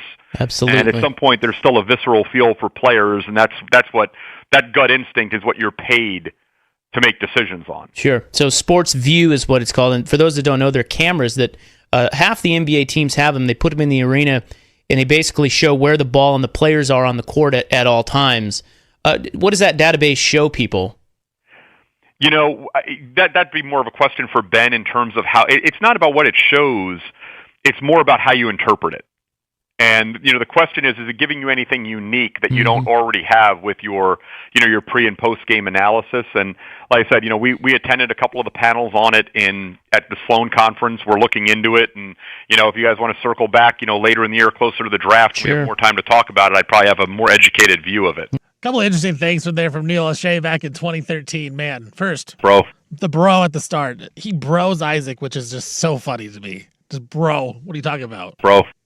It's not breaking news, dude. I think it's really sexy. Very funny stuff. Very funny stuff. But some interesting stuff as well. Talking about the analytics stuff at the end there. talk about sports view. Pretty much every team in every league now has stuff like that they use. And the Blazers at that time were not using it. And he did say about half the league was using it. But it was so new that people just didn't know how to incorporate it. But now there's so much analytics. There's so much stuff that they're using, whether it's practice, in the games, all that kind of stuff. Everyone is taking advantage of it. And some would argue, and I could make this argument sometimes, that it's a little too much overkill. That we're almost using too much stuff at the same time. As we are right now. Like, we're using too much information. Sometimes it can cloud your judgment on things. And I go back and I look at the Jaylen Brown trade right now to Philadelphia. Boston basically gets, Paul George and some stuff. And other teams were saying, Jaylen Brown's really not that good. Go look at his analytics. Well, that's a little overkill. That's using the stuff a little too much. You can watch that guy in the court and see this guy is effective and this guy can play. But back in the day, that kind of wasn't used. And so now we're almost overkilling it, where we're using so much stuff that it may, change our minds in certain bad ways. But very interesting stuff there out of Neil O'Shea. I also thought it was just at the end there, going back to talking about Paul Allen. No expenses too much. If we want it, we can use it. I think it's very, very relevant right now with what Tom Dundon is doing and how a lot of Blazer fans are interpreting that, saying, hey, Tom Dundon's not going to spend for anything. Paul Allen did. I don't think Jody Allen did. That's a different story. I never heard anything that was saying, hey, Jody Allen's going out there spending a ton to make the Blazers as best as they possibly can be. It wasn't like she wasn't spending. There were some things she spent on. She got a G League team to Portland when she didn't have to. They basically got him a year early than they were supposed to. They had one lined up with the Rip City remix, but she got it rolling a year before. Like, that is spending a little extra money. Not like it's a ton, but it is she is spending actually some money. But Tom Dundon now, everyone says he's very cheap. We'll see. We'll see if he's going to be willing to spend some more. I got another Neil O'Shea clip from that interview. At the time, the Blazers were below 500, but they just made a trade for a backup point guard named Eric Maynor. And I feel like I listened to this, and I thought he said some very, very weird things about Eric Maynor, about how they want to keep him long-term. And it goes to my whole point earlier this week about how the Trailblazers and the Trailblazer fans just love these backups. We fall in love with these role players. And Neil O'Shea does it. And guess what? Guess who learned from Neil O'Shea? The great GM, Joe Cronin. Learned from him. He's a GM now. He learned from this guy. This is more of Neil O'Shea talking about the Portland Trailblazers back in 2013. What's a realistic expectation, Neil, for how long it will take you to work your magic and move the team forward? I mean, what timeline is fair to let Neil O'Shea put his pieces in place? Well, it's as fast as possible. I mean, nobody wants to accelerate this thing more than Paul and I, but what we don't want to do is, make a race to the middle, by making knee-jerk reactions to just, work over the next 5 minutes. But I think we're a better team right now than we were at this point last year. And we've got a lot of flexibility going forward, and we were active at the trade deadline with limited pieces that we were willing to move. I think we made a nice acquisition with Eric Maynor.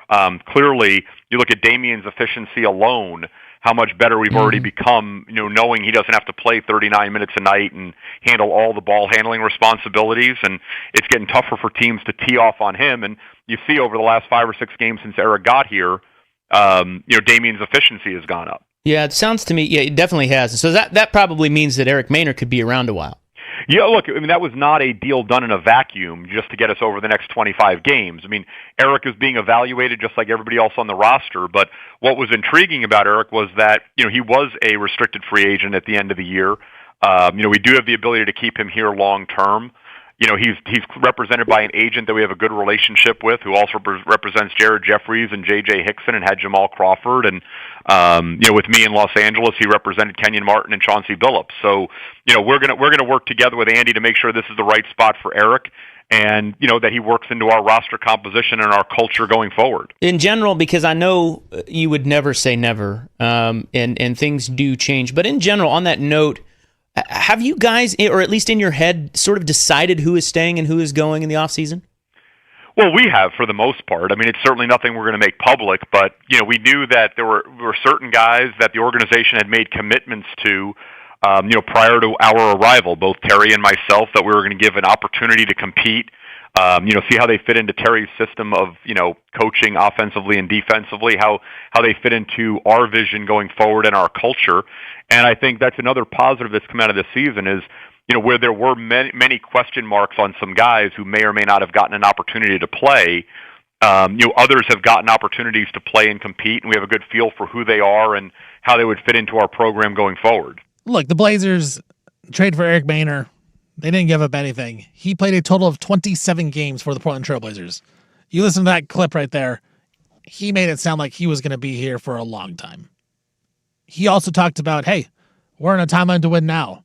Well, that offseason, the moves were, they signed Darrell Wright, they trade for Thomas Robinson, they trade for Robin Lopez, they signed Mo Williams. Every move right on the edge. Not a big-time move, just filling things in because, as he said, we've already made decisions on certain guys. He wasn't trading C.J. McCollum. He didn't want to. He wasn't going to trade Dame. He wasn't. There was no way they were trading those guys. He built around the edges, trying to just be that 5 seed, the 6 seed, maybe the 4 seed, but never really have a chance. Owners and GMs lie all the time. You cannot believe a lot of what is said out there. So people may talk to GMs, people may talk to owners, and they report things, but a lot of times it may not just be true. It's just what they want to be put out there. Also, I want to reiterate one more time. The guy that learned from Neil O'Shea is Joe Cronin. He is now the Trailblazers GM. Just saying. Just got the report the other day when Peyton Watson got traded to the Cleveland Cavs that the Blazers were, quote-unquote, in on Peyton Watson. Made some moves, didn't get him. They were in on Giannis Antetokounmpo. Didn't get him. They were in, then out on Jaylen Brown. Didn't make a serious offer. They've been in on a lot of guys. They've been in on trying to make a move and be a really good team. Doesn't work out. They never get those guys. Well, didn't happen back in 2013 either with Neil O'Shea, and now the guy in charge, Joe Cronin, learned from Neil O'Shea.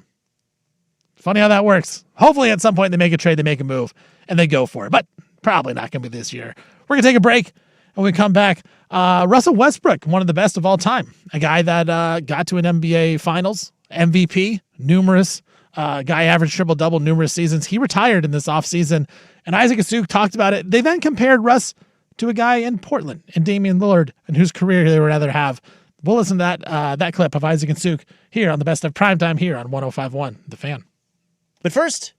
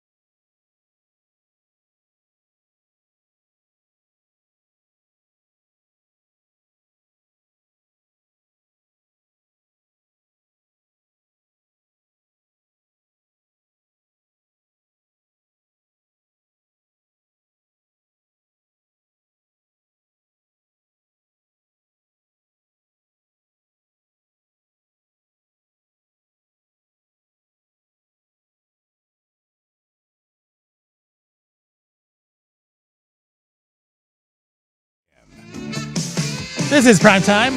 Now with Isaac and Suk. Isaac and Suk are out today. Stephen Vaughn, Stevie filling, Stevie Brackett, Stevie Fire filling in for the guys. Little hybrid show here. We got a couple. First hour was me and Casey Smith chatting up some football.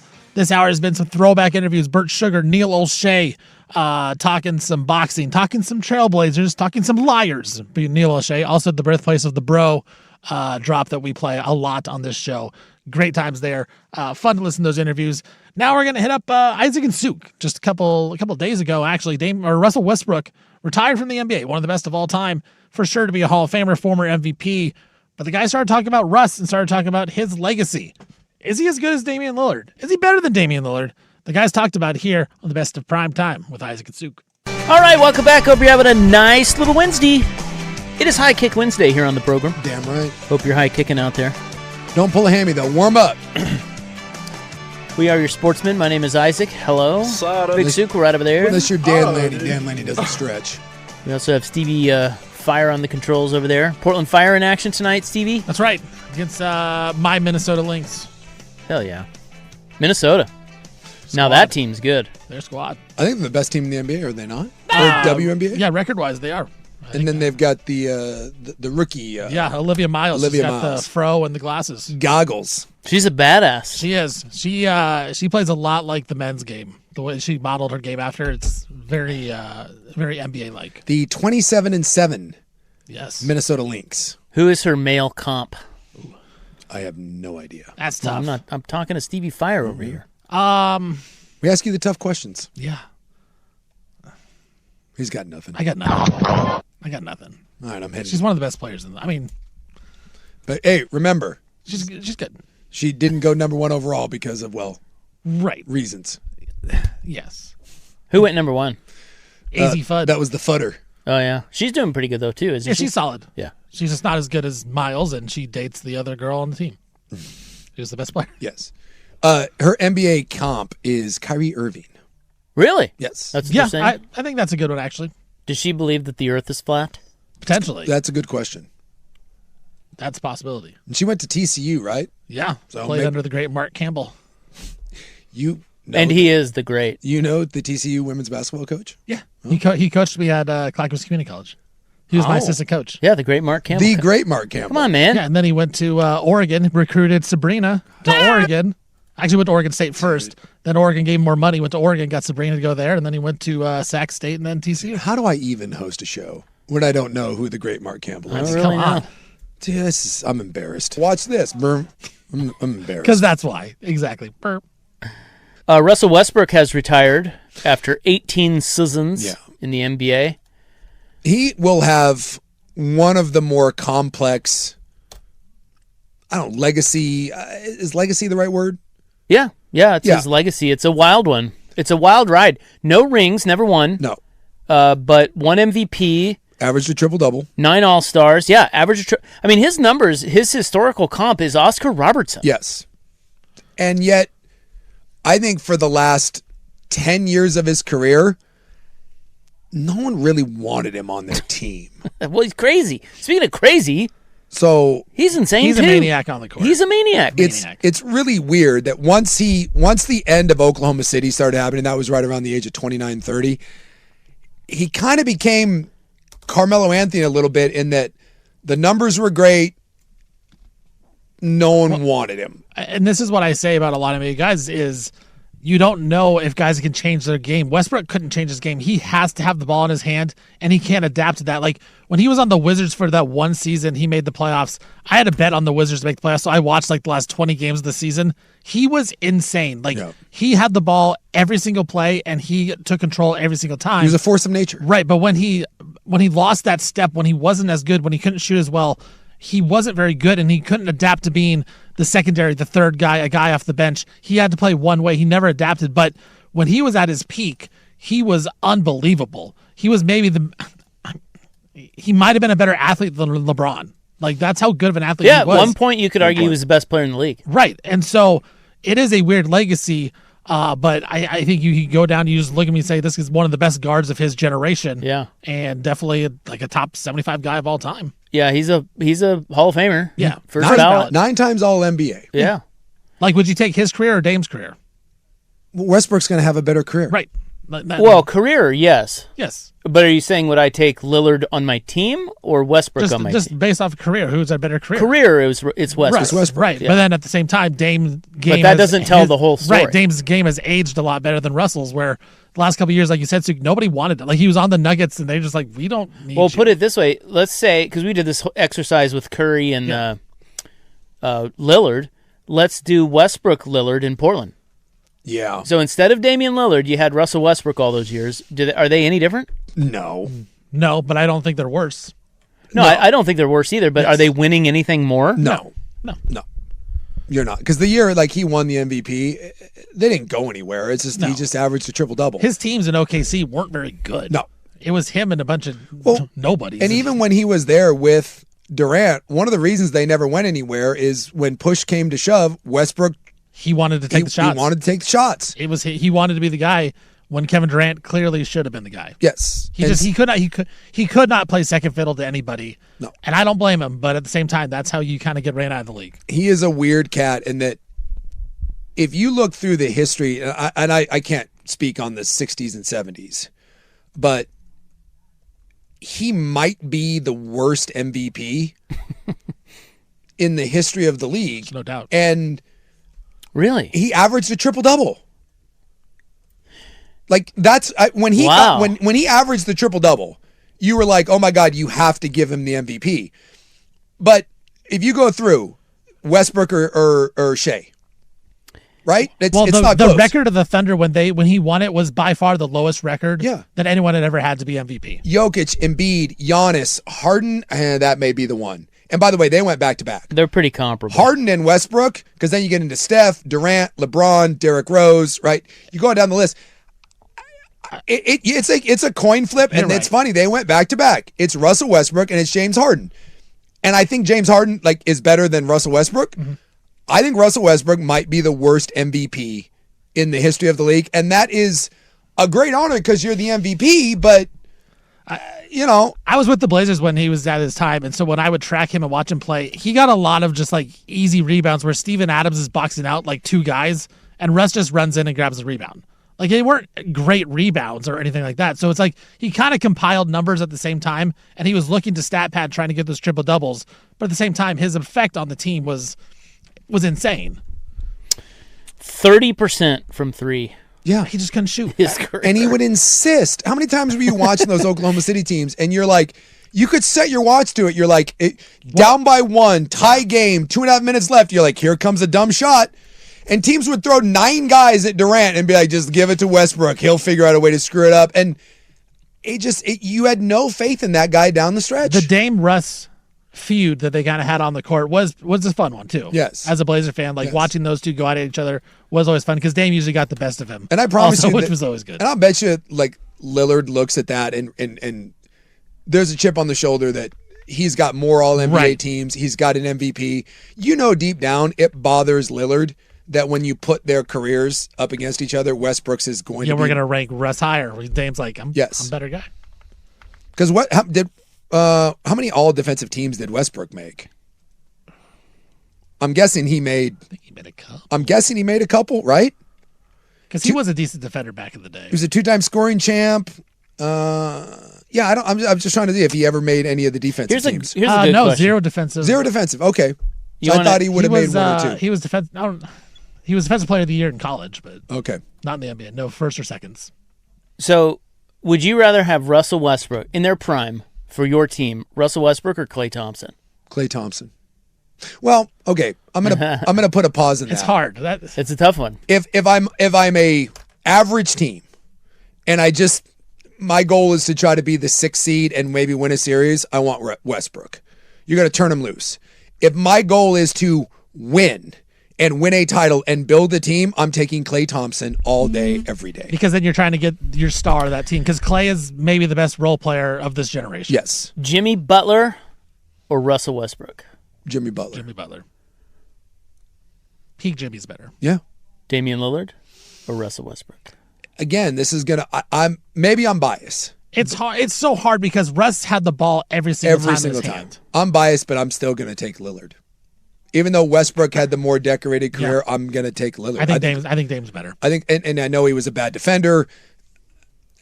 I don't know that I get it. That's close, and it's unfair. But watching Lillard on a night-to-night basis for a decade, I'm taking Lillard. It's hard because Russ's numbers are so good, but no, just watching him and seeing him play the effect, I think Dame's and better. especially down the stretch, there's something about Russ that you never trusted at the end of games. He hit some game-winning shots, but it's just like you never trusted that guy. At the end of a game, I don't want to be with a pucker factor that the ball is in the hands of the best player that I have. It would have been maddening. Yes. So frustrated. And I don't pass to Durant. What are you doing? I don't want that. Well, okay, what about Russell Westbrook or James Harden? That's the ultimate one. Harden. I think Harden, he deserves all the hate because of the playoff stuff. Yeah. But regular season wise, he is one of the best offensive players I have ever seen. Yeah. I actually don't think that one's close. James Harden was really good. Russell Westbrook or Allen Iverson? Iverson, not even close. I would probably take Russ over Iverson. No. Peak AI, I'll take Iverson. But that's a good one too. That is a good one, I think. Russ was for his size, dude, that guy was a machine. His athletic, I don't know that I've seen anyone more athletic than Russell Westbrook. Yeah. Even like him and LeBron were 1A, 1B. Yep. And to do it at his size, it's impressive. Well, Russell Westbrook is retiring. Yeah. Thankfully. Yeah, thankfully he is retired. Russell Westbrook retired this week. That was Isaac and Sue talking about it. Interesting enough, a lot of those players I talked about have been in the news lately. James Harden gets a new contract with the Cavs. Klay Thompson heading over to Miami after being bought out. But yeah, Russell Westbrook, a very interesting legacy there. That was Isaac and Sue talking about it. We're going to take a break. Hour 3, going to open up with some headlines of what's going on today. Then later on in the hour, we'll hear more of Dan Ryan, a little best of his interview that he had, his second interview inside the studio here with Isaac Asuk. Basically, everything he said came true when it came to the Motor Center and the funding. So we'll listen to that. I'll break down some headlines and start out hour 3 here on Primetime 105.1 The Fan. Dirt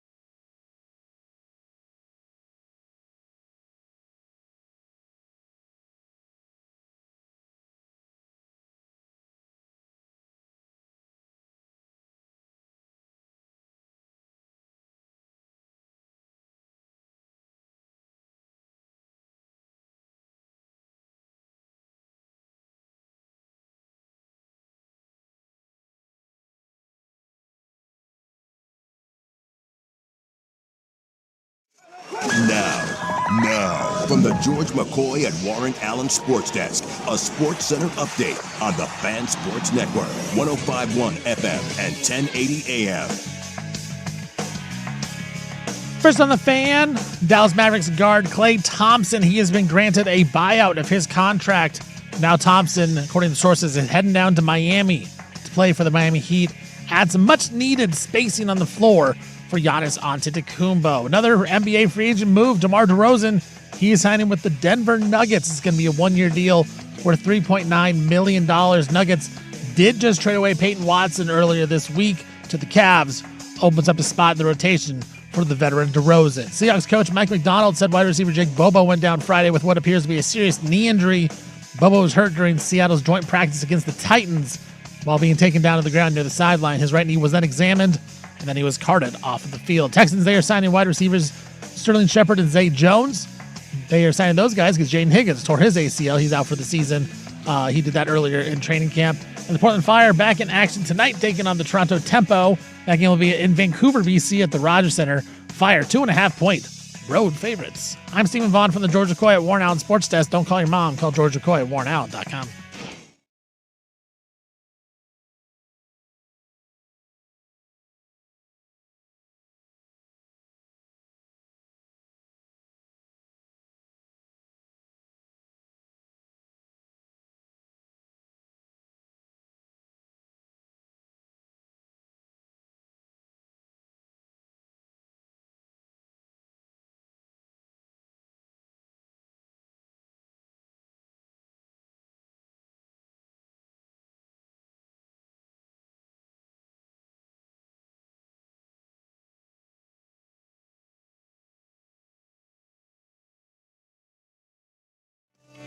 All right, this is Primetime. Filling in. Stevie filling here for Isaac and Suk. A little best of, a little hybrid, a little live. Isaac is out today. Suk is out today. Isaac will be back on Monday. So I'm filling in for you here. Last hour, we had a couple interviews that we played back in the day. Bert Sugar played an interview from him, and then Neil O'Shea as well played an interview from him back in 2013. Some interesting parallels that you can make to the Trailblazers right now, as of course he taught Joe Cronin and Bert Sugar, of course, in 2011, talking about some of the fights there. Just fun to hear some of his stories. I'll be trying to do some more of that kind of stuff when we got best ofs going on. We'll go back in the time machine with Isaac and Suk, but they're out right now, so I'm filling in for that. Later on this hour, we'll hear from Dan Ryan, back from his interview, his second interview he had here in studio when it came to the Motor Center renovations and all the money that they were hoping to get. Of course, Dan Ryan was always for it, and he was always so forthright with all his opinions. Basically, everything he said came true, and the vote came through. So I want to go back and revisit that, hear a lot of good things. But we'll start out hour 3 here, some of the headlines that went on today. Somewhat of a busy news day. Some interesting things happened. Seahawks receiver Jake Bobo, he got hurt, serious knee injury, according to Mike McDonald. That's what he called it. He went down on the sideline, got carted off the field. McDonald said, "Our heart goes out to Jake Bobo. Seems it's like it's going to be a serious knee injury. We're going to get an image, but early returns are that it looks like it's a long-term injury, and that is unfortunate." And that is unfortunate. Bobo, look, not one of the top receivers on the Seahawks, but he's a guy that is seems like he was loved by everybody on the team. People at practice, man, they said that they were really just bummed that they saw all that stuff go down. Seahawks just re-signed him to a 2-year deal in this offseason. One of those guys, just gritty on the team, all about the team, has made some big-time catches in his career. Only 2 catches, obviously, last season, but one of those things where it just hurts. And one of the team leaders going down in camp right before preseason here. So Jake Bobo probably out for the season, it looks like, for the Seattle Seahawks. NBA, DeMar DeRozan, he's heading to the Denver Nuggets on a 1-year deal worth $3.9 million. DeRozan, veteran of this NBA. He has been around for a long time. 18 points a game last year, 18.5 points a game. He just turned 37 years old, and he's joining the Nuggets. Now, played for the Kings last season. He's played for the Kings the last 2 seasons, so you probably forget about him, right? Most people that play in Sacramento, we just forget about. But he still put up numbers. Last 2 years, 22 points per game. Last year, 18.5. The efficiency is still there, 49, almost 50%, 49.7% shooting from the field. Still not a 3-point shooter. Doesn't hit one a game. Shoots 32%. He's a 30% 3-point shooter, only making a half a three a game. And that's kind of the deal with him, is that he's just never been a floor stretcher at all, ever in his career. But he's always been able to get buckets. Peak DeMar DeRozan, man, with the Raptors was unbelievable. He was so good. And then he went to the Spurs and he was really good as well, where he kind of played a hybrid point guard, played a wing there.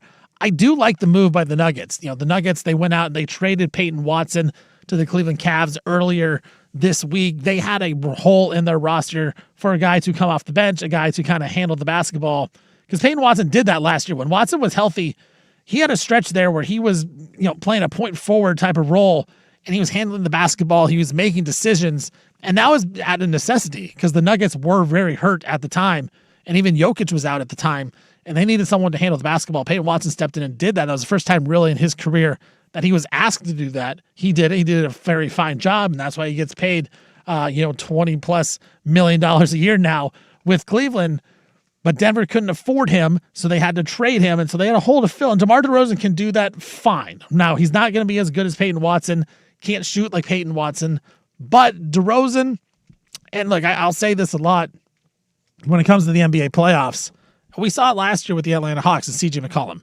C.J. had a great series against the New York Knicks. He basically won a game for the Hawks in that Knicks series. Knicks went on to win the championship. We saw it in Portland with C.J. McCollum. He won that Game 7 for the Blazers in Denver. Postseason guys and regular season guys are different. DeMar DeRozan is a guy in the postseason that you can give the basketball to.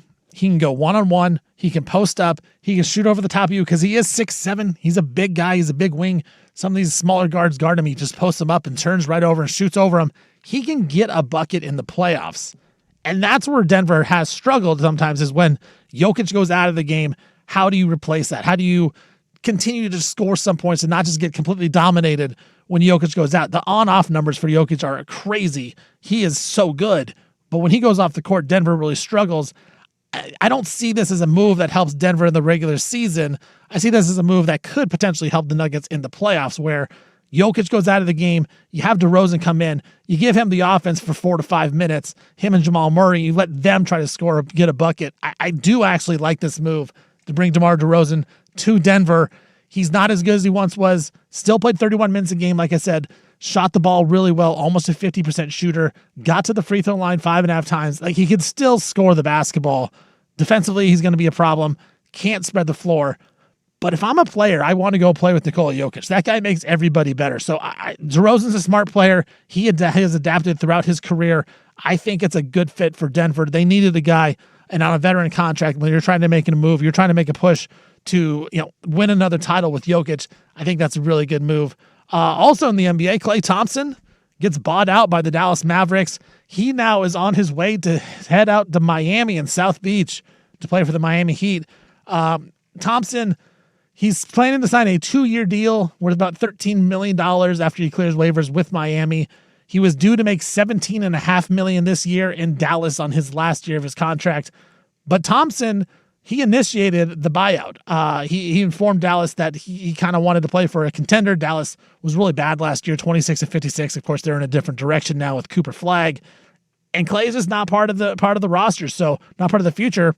Klay wants out, heads down to Miami to team up with Giannis. And look, Klay, obviously, just like DeRozan, lost a step. Klay's had a lot of injuries as well. Like, this guy has battled through it. He can still shoot the three-pointer. He can still shoot the basketball. 39% last year shooting, not great, but from 38%, hit almost 3 a game. That's right on track with what he tried his whole entire career. He's a 41% three-point shooter throughout his career, hitting 3 a game. That's basically what he did a season ago. A little less than that, but really still good. He can still efficiently shoot the basketball from three-point range, and that's all they're going to ask him to do in Miami. Like, hey, go move around, go off some screens, go some spot up, go make some shots, and you can do that now. Giannis, Bam Adebayo. Look, I think a lot of people are still not liking the Giannis Bam duo in Miami. I think they still have a lot of questions. They still need more shooting. They need another shooter, as they traded all their shooters away. They couldn't re-sign Norman Powell. He goes to Chicago. But Klay coming in is going to help him spread the floor a little bit, because he's a guy you still have to respect. You can't just leave that guy open. He's going to hit some threes.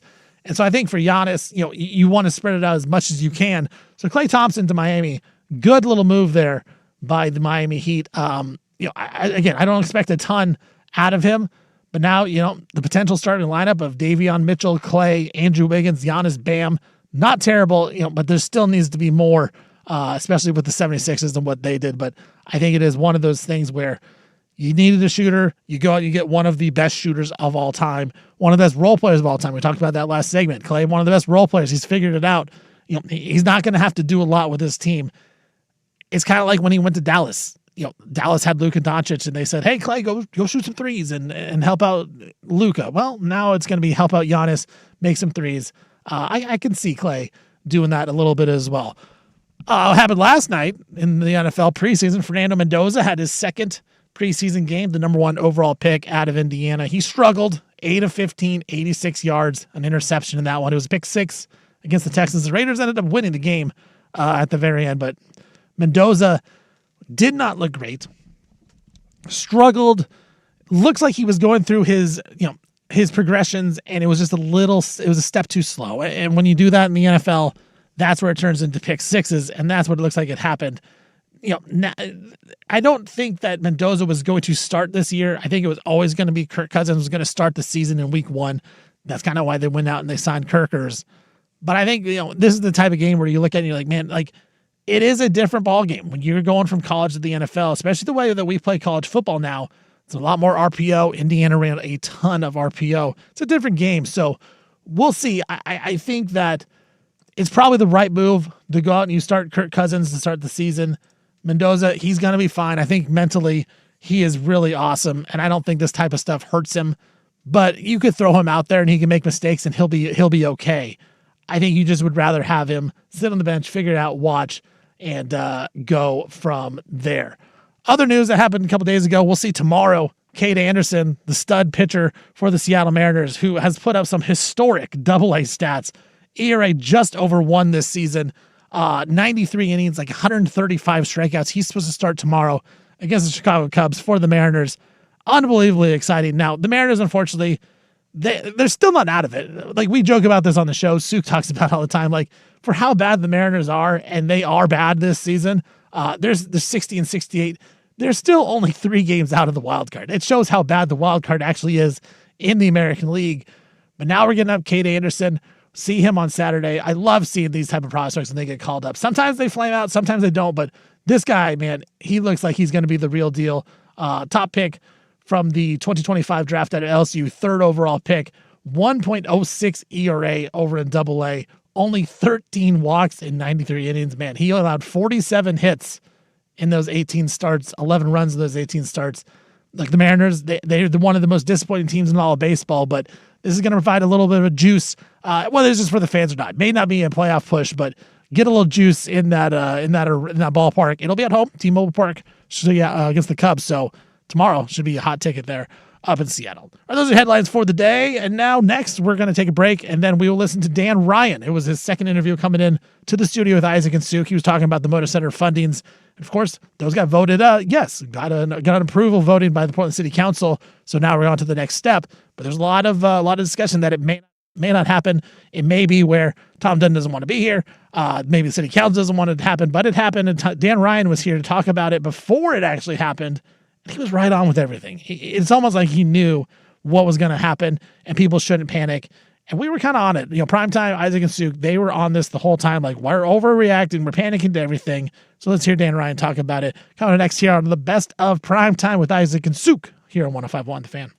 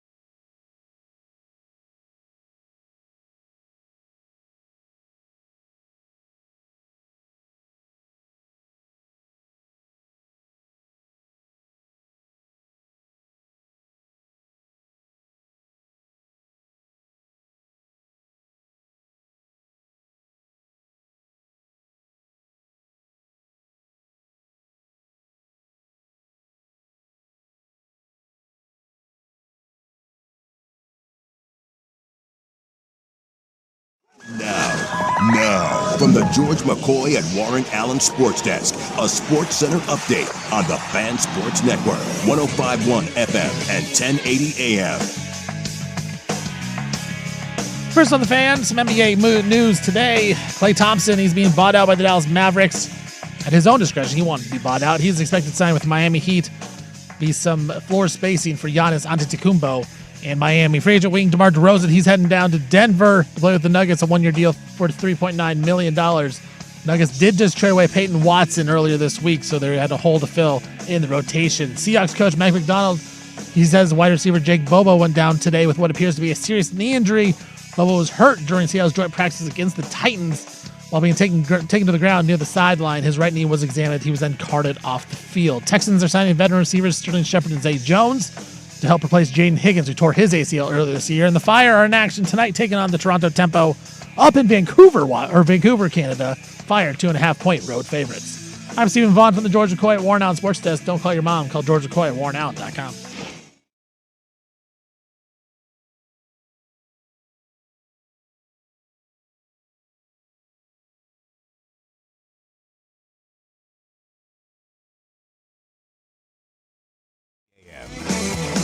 All right, welcome back here. Best of Primetime.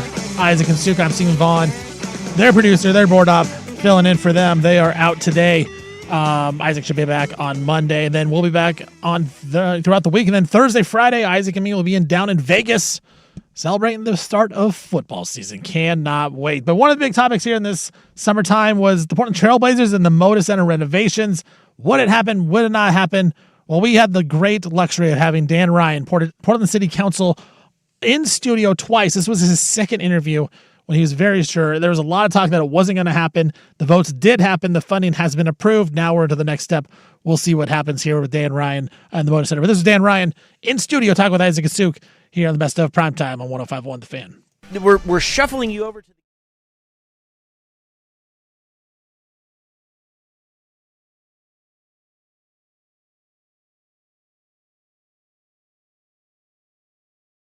the way fire over there. Well, welcome back to our show, Hour 2. Dan Ryan, the Portland City Councilor.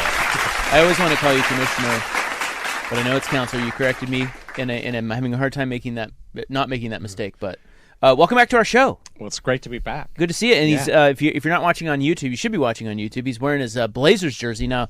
What is? I can't see the number. Whose jersey? Number is 11. Yes. And my last name's on the back. Oh, 11. Oh, yeah. There we go. Okay. So is 11 your number? No, it was when I was leaving All Hands Raised. They gave me this as a parting gift. Oh, okay. And I was there for 11 years. Oh, well, so I think that's how. That makes sense. Yeah. You know, sometimes if you got like a lucky number, you might go with that or whatever. I do like the 1-1 thing. Yeah. It's good luck. So the first thing I had to throw out there is the commissioner's going to be here for a full 20-minute segment, so we have a lot of time. He is willing to take questions, which not a lot of people are. So this is your chance to directly ask a question to Councilor Ryan. You can text us your questions at 503-864-6326.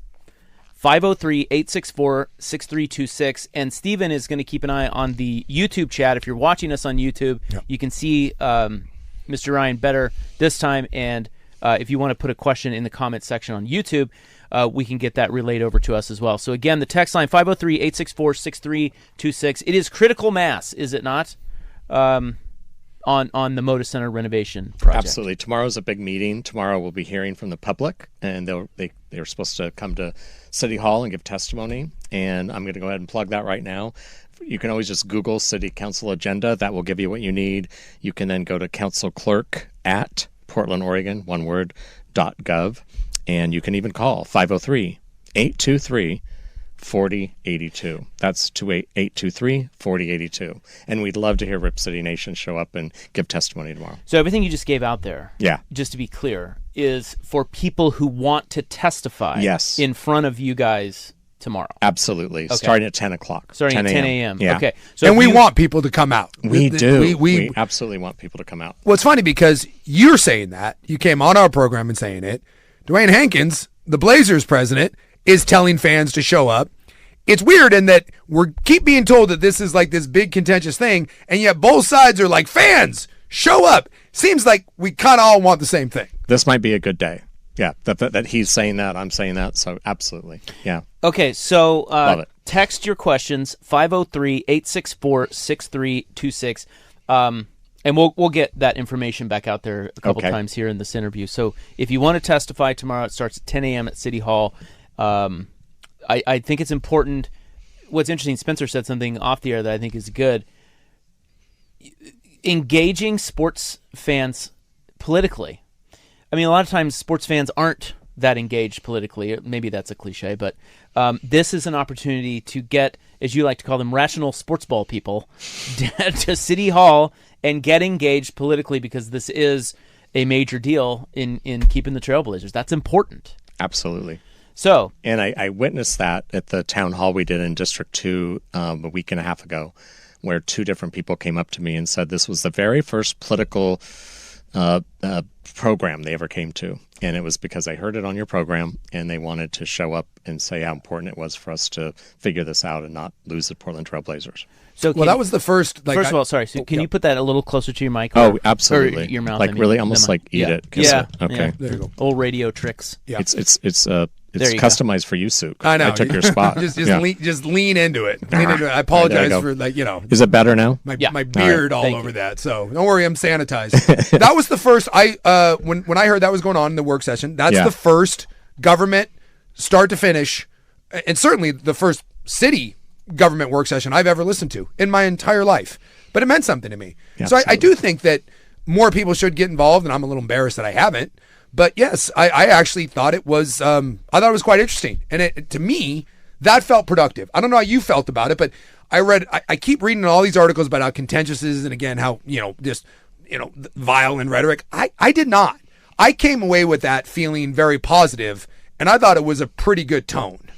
I agree with you. Well, one, it was great that Dwayne showed up, and so it was nice to welcome him to the chambers. And I thought everyone on City Council asked very rational questions, so the same questions that the public has been asking for the last few months, and we delivered those questions, and we gave the Blazers a chance to answer them the best they could. Do you guys think that over the last couple of months, maybe even the last couple of weeks, the City Council, or do you think the City Council is more unified than it was prior on this issue? I feel more confident, yes, that there's a majority that are going to figure out how to land this, and that's a relief. And I do think that we came a long way from, let's say, when he was in town giving a speech, and Dundon, yeah. Right? Texas Tom was speaking to the chamber crowd, and that wasn't the best look for, I don't think, either one of us, for him or for the City Council, because we had a few people there protesting, which they have every right to do. But last week it showed that even those that were there questioning everything were asking very smart, rational questions that Portlanders are asking. What do you think changed with some people who maybe were on the fence or were against this? What has gotten them a little bit more on board? That's a great question. I think anytime you're getting closer to reality, people tend to shift their thinking, and the threat of this deal not going through, I think increasingly people understand this would really be bad for Portland, and how important it is for them to weigh in on this decision. And I just think people were taking it seriously from the beginning, but the reality of how we're getting close to the time where we have to make big decisions was getting closer. It feels like there was a different tone for sure. I also want to thank Council President Dunphy. I think he's done a very good job as a leader in bringing in a broader coalition. Yeah. And he's closer to some of the people that are leaning more towards the no side, and I do think it's all about interpersonal relationships. So we don't see what goes on in between meetings, but I do think there's been a lot of effort by Council President to have smart conversations with each of us. I want to ask you, because you seem pretty informed on this, and I'm not taking shots at anyone on the council. I'm just going off of what I witnessed as a layman. I felt there were some counselors that really weren't kind of aware of what was really going on. There were questions of, well, you're not talking to us. And the Blazers saying, well, no, we've been talking to you the whole time. We actually had a meeting on Monday. It felt like there were some counselors that were literally getting information off of articles that were being written in the newspaper. So my question is, we know that people from the Blazers are negotiating, people from the city are negotiating. How informed are some of the people that are actually going to vote on this on the day-to-day aspects? Or is it kind of, we're going to get to the end, kind of get, this is really what's going on? I just, that surprised me a little bit that some people didn't seem, or at least didn't agree with some of the things that the Blazers were said were factual and that were going on a day-to-day basis. I think all of us have been listening to our negotiating team, if you will, the mayor's office with the folks that he's appointed from the executive team. And we've been having those discussions in executive committee meetings. And I think those meetings have also helped counselors have a better understanding. Your question is more about why did some of them still seem... I think it's their base, if you will, is asking more questions. We all have different bases. I tend to be the guy that's more connected to your average, let's say, private sector person paying taxes, that's not as political. And some are more in the political industry where they're questioning everything and they're more activist. And we kind of brought this up last time. I do think this has gotten in the way, and that is the billionaires bailout. So there's slogans like that allow people to feel righteous because this just in, billionaires aren't that popular. Sure. And billionaires are the only ones that can afford an NBA franchise.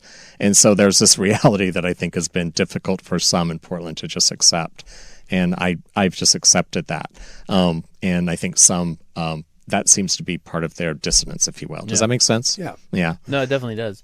The number and so we play to slogans as opposed to facts sometimes in politics. That's what I was. Yeah. That's what I was wondering. There's just a couple times where they were like, "Well, you stopped talking to us in March," and the Blazers were like, "No, we had a meeting on Monday," and but their counsel was like, "I've literally had a conversation the entire time," and it felt like some of the counselors were like, "Oh." And we're counselors, there's 12 of us. So, they're negotiating and talking more directly with the handlers, if you will, that are appointed by the mayor. Yeah. And I think I just have an acceptance of role clarity in a way that maybe some don't. Yeah. So this is Portland City Councilor Dan Ryan here on The Fan. If you would like to testify before City Council tomorrow, go ahead and throw out the number and the email again. Council clerk, one word, at portlandoregon.gov. Or dial 503-823-4082. And if you're like me, you can't remember any of that, just Google City Council agenda and it'll tell you what to do. And then if you this is tomorrow, 10 a.m. Tomorrow, 10 a.m. At City Hall. And you can ask questions of the counselor at 503-864-6326 or on the YouTube chat. I have several of them lined up, which we'll get to here in a second. Yeah, this is a pep rally, right? Yeah, that's right. We're beating the drum. The number one thing that we're getting, and it's the number one thing that we've gotten since the meeting, is the threat of the lawsuit. Seems like the Blazers, a comment was thrown out by a counselor. That one seems to be not a real threat, and yet it seems to be hovering over this whole thing. So can we address, that seems to be the number one question, the elephant in the room. Where does that stand? Is it a real threat? Is that the biggest hurdle to clear before we really start talking? Because that one, it seems to be the bugaboo for people. Yeah, it's not real. And I thought Mayor Wilson answered that and addressed it in the same session that you listened to. Yep. Do you recall his exact words? I think he just made it really clear. Yes, at the end, I thought he gave a great statement. Yeah, I stand by the mayor's comment on that. But if that's the case, because I do take him at his word. Yeah. But when he says that, and then the Blazers continue to beat the until you remove this threat. So it's like, we can sit here and say that it's not a real threat, but it sure felt like the Blazers, for whatever reason, and I thought this was kind of disingenuous on their part, to be honest with you. I just didn't understand. They were really hung up about that. Yeah, so I have no control over what comes out of Rip City management right now, and I will tell you the way they talked to me as an elected when they had a different owner, and then how they didn't talk to me when they changed ownership just says that you do what your boss says, right? So that's just been, I think, a strategy. I think the new owner has made it really clear to be kind of very careful and quiet, and the former owners were different in that respect. So I asked you this last time, maybe the same answer, but I have to ask it again. Do you have any indication that Tom Dundon's real plan is to move the Trailblazers? You have to believe people when they show you who you are, when they show you who they are. I think he's giving a lot of signals that he bought a franchise and he's looking for the best place to locate it. And I think that that's a real threat. because it's set up so that he could maneuver this, especially if he convinces the majority of the NBA owners in the Board of Commissioners. Yeah. So I kept thinking our real audience here remains Commissioner Silver, Adam Silver. I think that he is the person that came here in March, that knew that we had a handoff from the state, who delivered us a really sweet package. Again, part of me is just like, what's complicated here? We have to come up with $120 million, and then we get $480 million. And so I don't want to leave that money on the table, period, end of story on that. And I think that the commissioner, Adam Silver, knows that, and he was clear with us that that's what he expected. So if we behave in a manner that allows there to be a rational, reasonable term sheet that then the city team can negotiate with the Blazers team, I don't see how Tom could make the case to the other owners that he needs to pick up and move a franchise. It just doesn't make any sense. Especially with the fan base here. It's an amazing fan Absolutely. base. And that does matter. Yeah. I mean, what's when they said things about Portland's business climate, we know this, and please God, can that improve, and can you help us improve the economic conditions of our city? And that's why I continue to fight hard on this, because people keep talking about the ROI, return on investment, in a very micro way. Please, we're counselors. We have to look at the bigger picture. What's the ROI to the city of Portland's economy if the team relocates? It's not good. Yeah.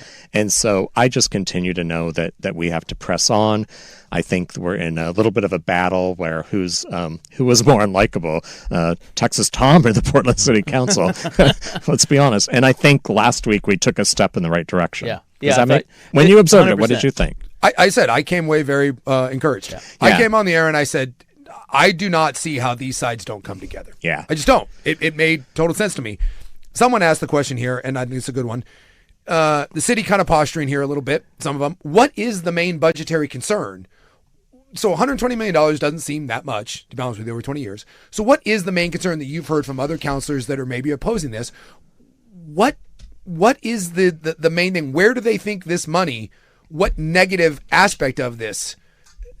I guess I'm not putting it because they said. Let me ask you that here. I'm sorry to cut you off. Yeah. But let me phrase it like this question. Okay. That came in on the text line, because this is one we all know the answer to. We've been beating this drum forever, but I want you to answer this on the air, and I think it's the same thing Suka's getting at there.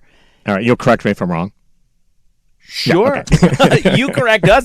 I think we're all on the same page on this, but this is the main question where people that aren't informed on this issue are listening to you going, well, what? This is the hanging question. And it is, in a year of revenue decline and budget cuts, how can you give $150 million to a private for-profit company? That question comes up all the time. Well, this isn't for them. It's for us. So I think people lose that very important fact. This isn't giving money directly to Tom Dundon and Rip City Management. This is us taking care of our own asset that we own, the Moda Center.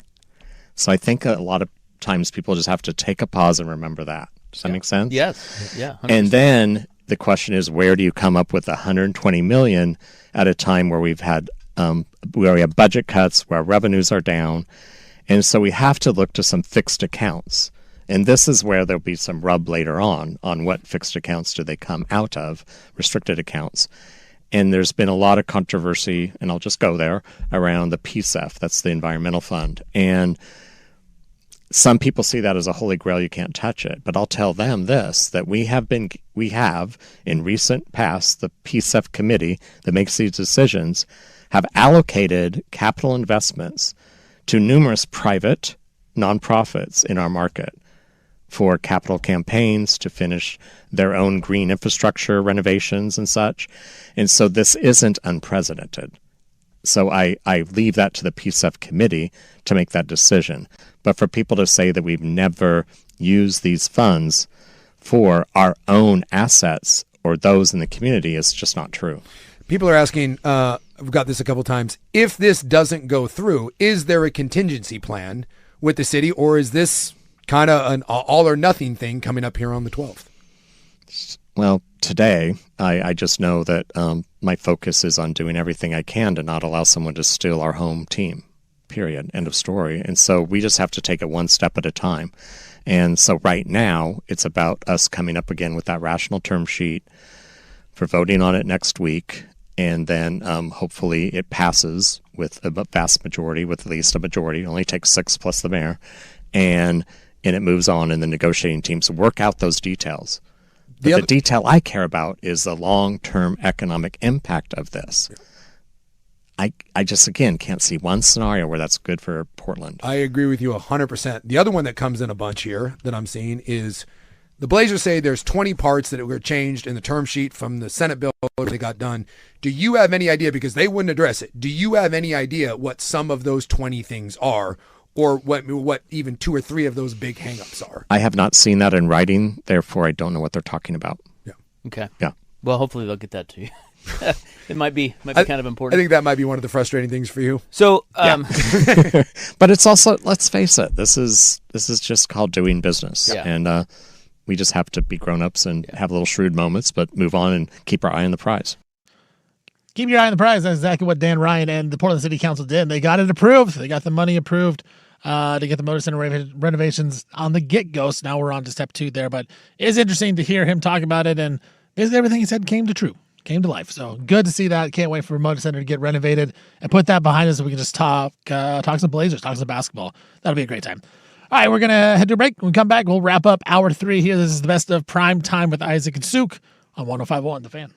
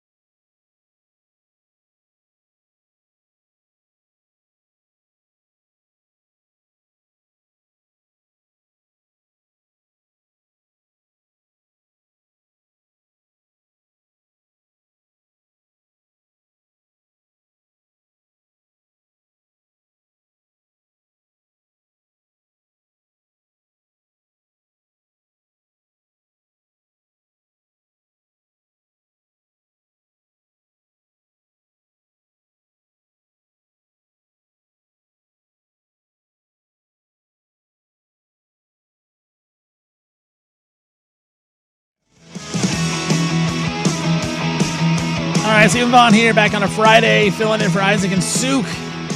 They are both out. Isaac will be back on Monday. And later on next week, Isaac and myself will be traveling down to Vegas, to Circa Casino, for the opening of football week. Week 0 in college football opens up on Saturday. Not this Saturday, next Saturday.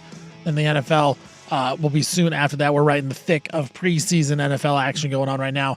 I do want to rant a little bit about this.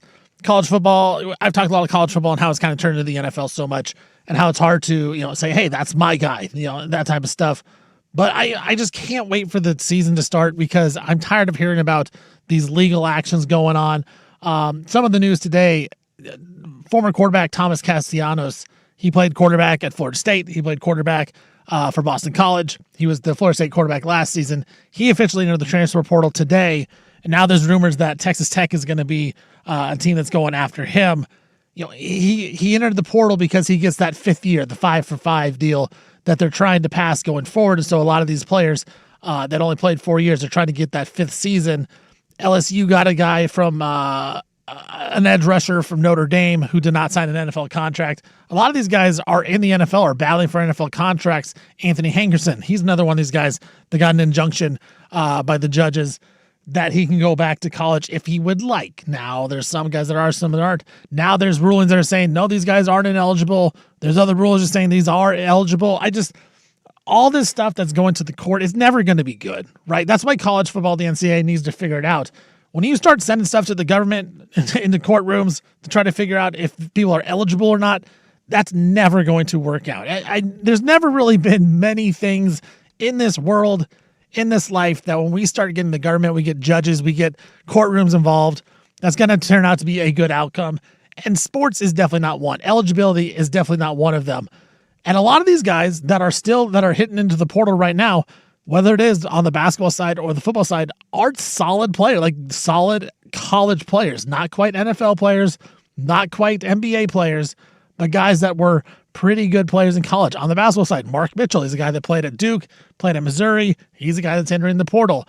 Like I said, Thomas Castellanos, Texas Tech. If they get him, that may be enough to put Texas Tech into a spot where you think they could be a national championship contender. I kind of thought they were a dark horse team with Brendan Sorsby. Sorsby, of course, gets booted. He's not allowed to play. He's ineligible. They have Will Hammond now, but if they can go out and they get Castellanos, maybe that makes them better. The weird part is the season starts in 8 days. Now, for Texas Tech, it'll be 15. It'll be a week after that. But we're just getting to guys that are joining teams right before the season that aren't even practicing, that aren't even going to know some of these guys' names that the teams are joining.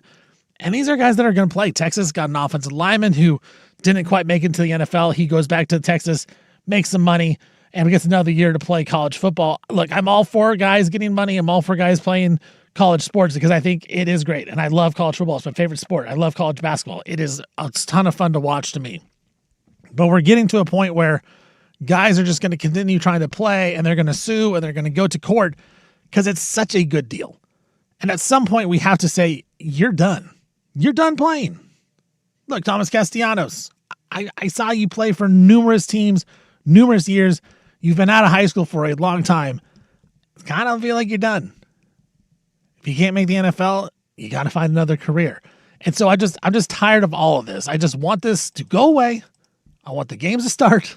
And I want to see some actual football on the field. It annoys me. It annoys me when I see all this news. It's a little bit of other college football news. Washington State, their coach, Kirby Moore, he says he's going to announce a starting quarterback on Monday. That should be very interesting. There's a couple of guys battling for that job up in Pullman. Of course, Washington State on their 3rd coach in 3 years. They got a couple of guys, though. Caden Pinnock, he's a UC Davis transfer. They like him a lot. He could be a guy that could start.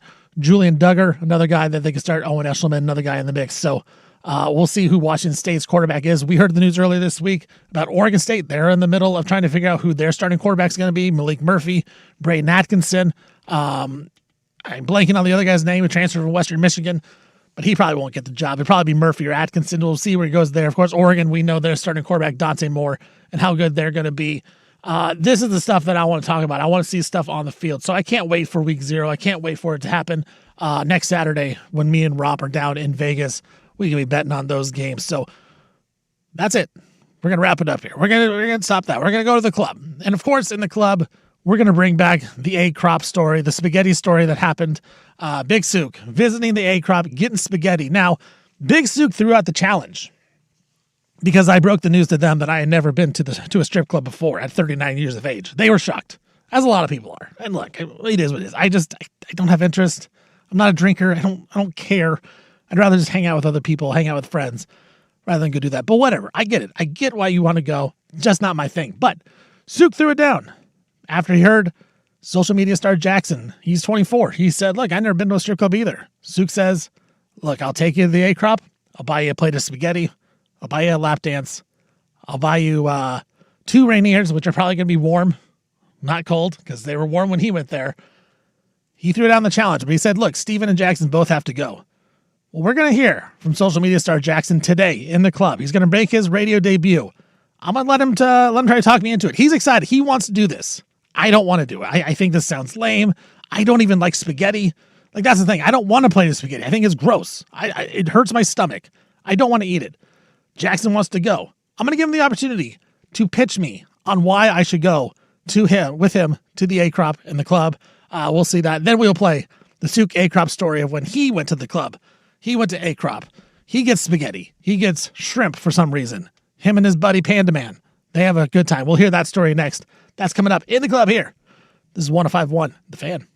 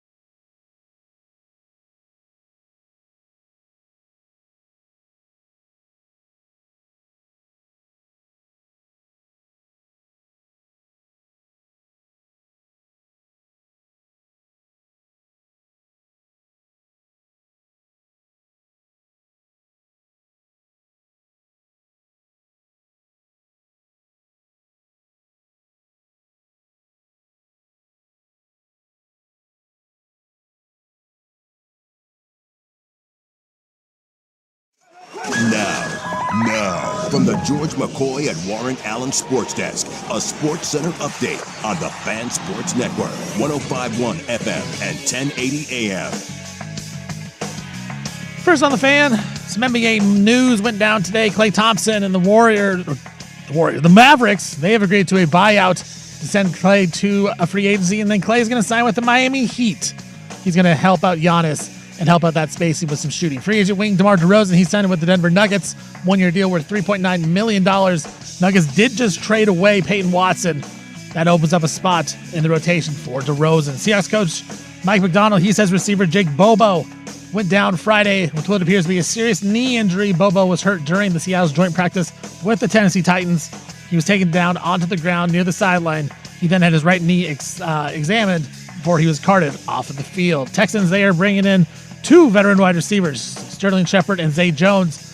Jaden Higgins out for the season with torn ACL earlier this week. And the Portland Fire back in action tonight, taking on the Toronto Tempo up in Vancouver. It's going to be at Rogers Center. Fire, though, 2.5-point road favorites. I'm Stephen Vaughn from the George McCoy at Warren Allen Sports Desk. Don't call your mom. Call George McCoy at warrenallen.com.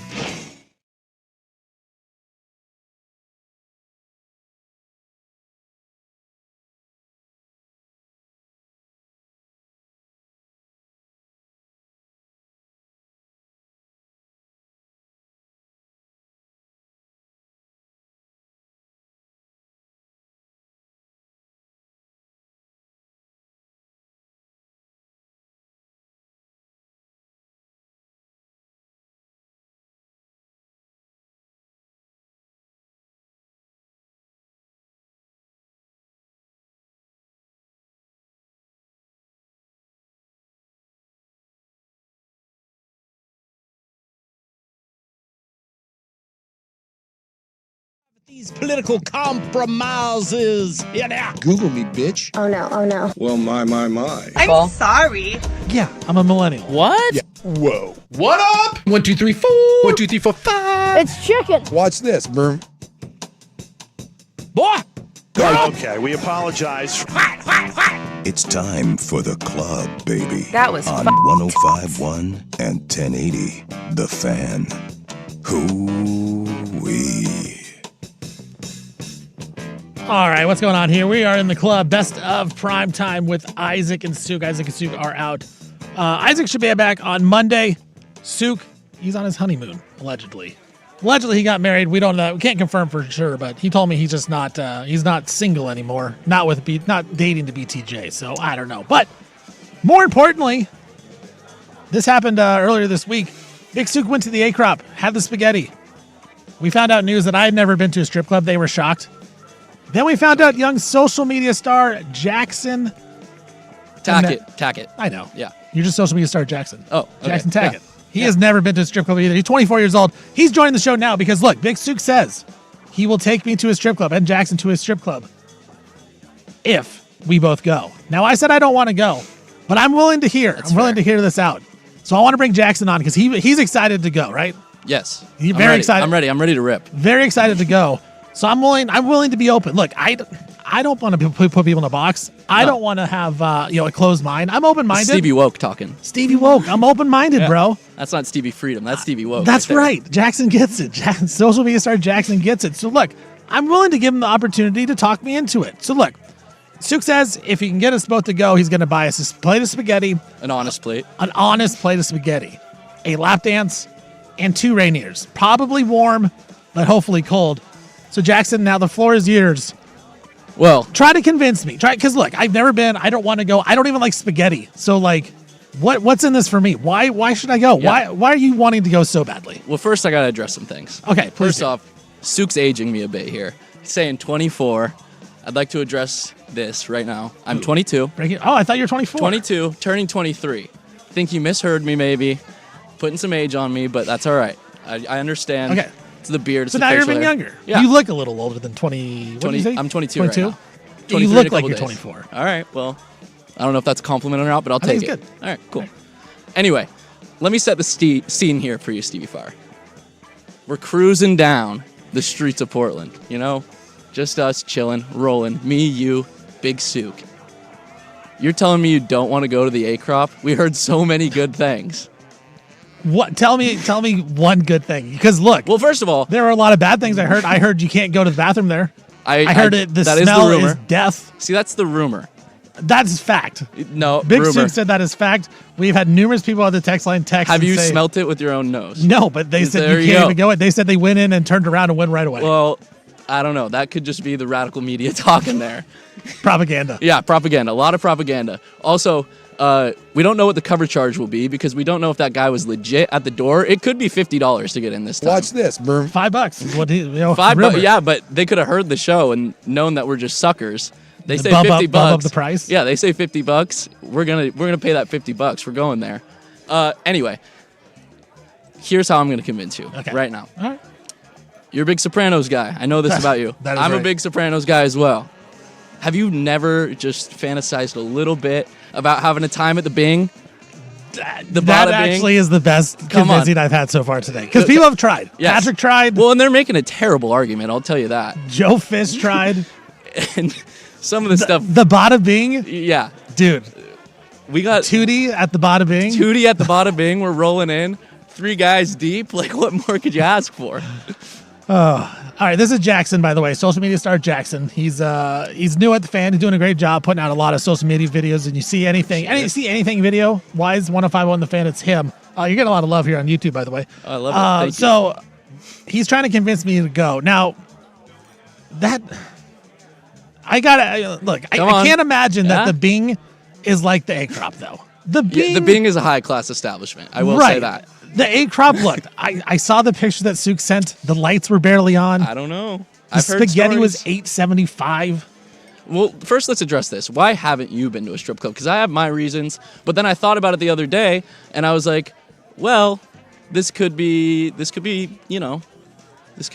some problematic stuff. I'm not against it at all. Like, I definitely don't have a problem with it. I just never went. Like, me and Coach Vaughn, we got together when I was very young. I was 18. Okay, so and I just turned 19 when we started dating. Like, we started dating, I believe, like 10 days before I turned 19. You're telling me you don't want to go a night on the town, little date night to the A Crop with my old algebra math teacher? That's the another weird part right there. That's just a whole other storyline we're gonna get to later. But look, I never went, and so then it's like when I was with my friends, it's like I just didn't have a problem with it. Now I don't think she would care. I think she'd be like fine. She'd be more disappointed than anything. Be like, really, like you guys have to go. You're a man of morals. Yeah, it's Stevie like Morals. Like you have to go there. And it's like, well, for work, for research purposes, Yes. I have to go. And that's part of my reason why I think we have to go. Like, I'm not saying Souk isn't a honest. Like, I think he's very noble, honest man. I think he's telling all the truth about this A Crop story. However, we need some more sources. Sounds like you're calling Souk. No. You're saying Souk's embellishing. Is that what you're telling me? I'm not. I think Souk is a very honest man. Just like the spaghetti, an honest plate of spaghetti. Like it just never happened. It just never happened, and then it just kind of just really never happened, and I never went. And so now it's almost like a bit in my mind of just like, well, I can't. I don't need to go in. I don't need to go. Well, I'll tell you my reasoning why I'd never been. Tell me why. I just feel like I'd be painfully awkward in the establishment, quite honestly. That actually talks me into maybe wanting to go. Really? Yeah, okay. See, there you go. Awkward. Because everyone thinks I'm going to be the awkward one. I think I would not be. I'm not awkward. I think I might surprise some people and outdo you in the awkward scale. I think I'd start sitting there and just talking to her about her life choices or something. It would be bad. Would you rather talk to Tootie or Maple? Tootie, for sure. You're a big Tootie guy. I'm a huge Tootie guy. With the juicy booty. And I that's another thing. Her name is Tootie with the juicy booty. He was really downplaying this booty. I'll say that much. I need to see what this booty's about. I will say I am interested to see what Tootie actually looks like. Yes. And what Maple and how looks juicy like. is that booty? I actually don't think it's probably very juicy at all. Well, he said it wasn't, but then again, he also said he wasn't married. That's true. So, all right, for those that are just listening right now, this is social media star Jackson. He just joined the Fan, but he has been proposed that he wants to go to the A Crop with Souk. The reason why is because Souk just went to the A Crop, got spaghetti. We're going to play that interview. Well, not interview. We're going to play that segment right now. Souk went to the A Crop to do research only. Research intensive purposes. Get the spaghetti, get in, get out. This is part one of Big Souk getting the spaghetti at the A Crop. Well, folks, the time has come. Yeah. couple weeks ago. Maybe it was last week. I can never remember. We've done so many of these damn shows. Mm-hmm. We were talking about food at bad restaurants or bad places, like holes in the wall. Yeah. Holes in the wall food. That's what we were talking about. And of course, the Acropolis came up, which is a local strip club. Legendary strip club / steakhouse. Down there in Southeast. Yeah, McLaughlin? Is that McLaughlin? Yeah, what is that, 99? 99E. Yeah. 99, is that McLaughlin? Yeah. Right across from Bob's Red Mill. Yeah. Painted blue right and next white. to the Les Schwab. There you go. Yeah, you can stop. Yes. You can stop in, get some bread that's now defunct, some tires, and then go get yourself some steak. Painted with the blue and white stripes. Yes, and I have contended for years that while, yes, they do offer steak, it was merely one of those Portland things that kind of caught on, and it was like kitschy thing, but the steak was not good. What we determined was, and I think this guy died, but he was the old owner. He was a Greek guy. There's a giant photo of him still up at the place. Well, as there should be. Yes. And he had his own cattle ranch in somewhere in Oregon, and he I don't know that the thing was that the steak was so good. It was just that he passed along the savings to his clients. Yeah. It was a loss leader, like the Costco hot dog. It got you in the door. Yeah, so he'd throw steak bites on the menu, and they were like freaking $6 or something, and everybody raved about them. So it became this thing around town, the steak bites. Okay, so we got into that, and then we were talking about, well, wait a minute, is the A-Crop even still open? Because we heard that it was selling. And there's a million people that were texting in saying it's closed, and other people were like, no, it was open. No one could figure it out. And then somehow someone said, they serve spaghetti. Well, no, I saw the menu. So I went and Googled. I went to the Google reviews of the A-Crop. Yeah. And you know how they post the menus on there? Somebody posted a menu from this year. Yeah. And it was the menu from the A-Crop. And the steak bites, by the way, were still on there. And I think they were like $9.50. Yeah, $9.75, I believe. And written on the menu, in a little stick-em note, was spaghetti special $8.50. And so we were like, no way. You can't eat spaghetti at a strip club. No. That's just not a thing. So, roving reporter Jason Sakanik took it upon himself. I said I would do it. To find out. I said, but on Monday, I would have it. A lot of people were doubting me. Much like the Oregon Ducks, no one believed in me. No one believed. No one believed in me. But the Panda Man went with me. So we set out on a fact-finding mission, which, by the way, Odyssey will be getting an expense report because this was show research. Therefore... What were you driving? Did you get... Well, I feel like I was driving on behalf of the company, but as I was eating on behalf of the company, therefore, I will be filling out an expense report. So we started the evening drinking at Jerry's. We didn't want to show up too early. You can't show up to the Acropolis at 7. So we started our evening up at our local haunt. And I'm telling you, word of the Acropolis trip had spread. Whoa. Because when we got there were several listeners, including Brian, who's getting married. Shout out, Brian. And everyone was excited about the Acropolis adventure. Except no one believed that it was open. And Do we care that Brian's getting married? Do what? Do we care that Brian's getting married? He seemed to care. Okay. And he was buying us Miller High Lifes, which, all right, so we care. I mean, listener Brian's one thing. But Brian, who's getting married, it's like, yeah, listener Brian. I don't really. Listener Brian. All right, congrats, dude. Yeah, congrats. That's awesome. And so people were like, that place is closed. We're like, no, it's open. People say it's open. And no one was willing to come with us. We're like, well, come with, because not only are we going to see if it's open, spaghetti. Oh, no. Oh, no. And Not everyone just spaghetti, $8.50. $8.50 spaghetti. No one believed us.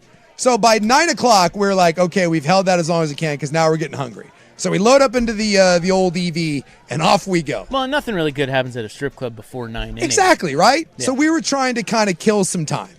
So we built up an appetite, and as we're driving over there, we both were like, God, what if we show up and it's closed and or no spaghetti? Because I'll tell you, at this point in the evening, the spaghetti was really the highlight. We wanted the spaghetti. No one believed in the spaghetti. We believed in the spaghetti. So we roll up. Do you believe? 9:15-ish, right? And we pull up. There's one car. Friday night, one car in the parking lot. And we're like, crap. Little early still. Yeah. And the sign is all burnt out. The sign's only half lit up. It doesn't say Acropolis. It just says Opolis. And my buddy. That's a problem. Yeah, the Panda Man goes, oh, man. He goes, they're really closed. And I was like, yeah. And then he looks up and no, on the dirty reader board right below Opolis, it says, yes, we are open. And we're like, well, so we parked next to there was a car. There was a car. So we parked next to the one car. By the way, the car? Yeah. Cook/bartender. Yes. /stripper. Yes. I'm guessing. Yes. By the way, you'll find out her name, Tootie, who became my best friend. Great name. Yes. Tootie. Tootie was working. Okay. By the way, just like to point out, and she wasn't lying, Tootie has worked at the Acropolis for 38 years. Awesome. Started when she was 15, which seems somewhat problematic, but 15. Nah. Although she claims she was just working as a cook when she was 15. She also claimed that her uncle wanted to marry her when she was a kid. You're starting to get a vibe of what Tootie was bringing to the table. So we go rolling up and to walk in, and we have no idea what we're walking into. And right there on the door, I see there's a menu stapled to the door. And what is in the corner of that menu? Spaghetti. Spaghetti special to go $8.50. To go. And so now we're like, wait. Well, at that moment, you sent me that picture. I almost got in the car and drove down 10 minutes to get some spaghetti to go. I wanted you to come. I was like, what are we like? Let's spaghetti. So now all of a sudden, our trepidation has turned into excitement. We're like, guys, we got spaghetti. So we roll in. They hit us with a $5 cover charge. I was like, ooh, it's getting steep. Wait, who? There's a guy working at the door. Oh, there was another guy there. There was one guy. Cook, chef, janitor, janitor, bouncer. Stripper / I think he hitchhiked because his car was not there. There's only one car. So they get us just a random street man just collecting money at the door. Yeah, we get it. We get hit with the $5 cover. That would be great. You could have pulled it off. So we walk in. So again, we're somewhere between 9:30 on a Friday. Boys, not a soul. Not a single solitary person in the entire place. Is it quiet or is there music? There's music, but it's low. Are they prepared for people to come in? It is eerily low, and it's creepy. I turned to my buddy and I was like, dude, are we getting robbed right now? It was. What was playing? That's a good question. Did it seem like they were getting prepared for a large rush, or were they just When whatever? I tell you that no one was there, I mean nobody. I know, but there's a difference between them like getting it kinda, ready, like, cleaning up a little bit, like, trying to get it ready? Like people are coming in, it's going to be soon. Well, they still care. We walk in, there's like 3 stages, right? No one in any of the racks, no one on the stages. The only person there, as far as I can tell, is the guy that just took $5 from us. And he might have been a streetman. Maybe he's a stripper. I don't know. And so we're like, it is 2026. Change the theme. So we're just like, and now we're like, dude, this is amazing. Like, this is everything we were hoping for. So we're like, well, we go to the bathroom because we'd been drinking at the other bar. So we walk into the bathroom. There's 4 urinals, right? Every urinal shut down. They've got like trash bags over the urinals. Okay. And so there's 2 stalls. Only one of the stalls works. I don't know how to describe the smell that was happening in the bathroom. I don't know what caused the urinals to shut down, but I'm guessing some sort of sewer backflow. Whoa. My friend started to dry heave in the bathroom. It was that bad. I mean, just horrid. So we had to take turns using the one stall that they had. So he goes in, finishes, comes out. He's like, I think I'm going to die. I go in, hold my breath, take a pee. I come out. He's nowhere to be found. He's just gone. And now it's just me. Nice. And now I'm wandering. There's no one there. And I hear from the back, nice beard. Don't know where it came from. Just a disembodied voice. And I'm like, Tootie. That's Tootie. And I'm like, what? And she goes, are you looking for your friend? And I was like, yeah. And she goes, I think he's in the back. He's been eliminated. I don't know what's happening. Oh my God. Next thing I know, I'm sitting down and it's Tootie. My friend emerges from the back. Apparently he went and got cash. Don't know why, because there was no dancers there. So Tootie's there. Tootie's there. She's a dancer, right? No, Tootie's working the bar.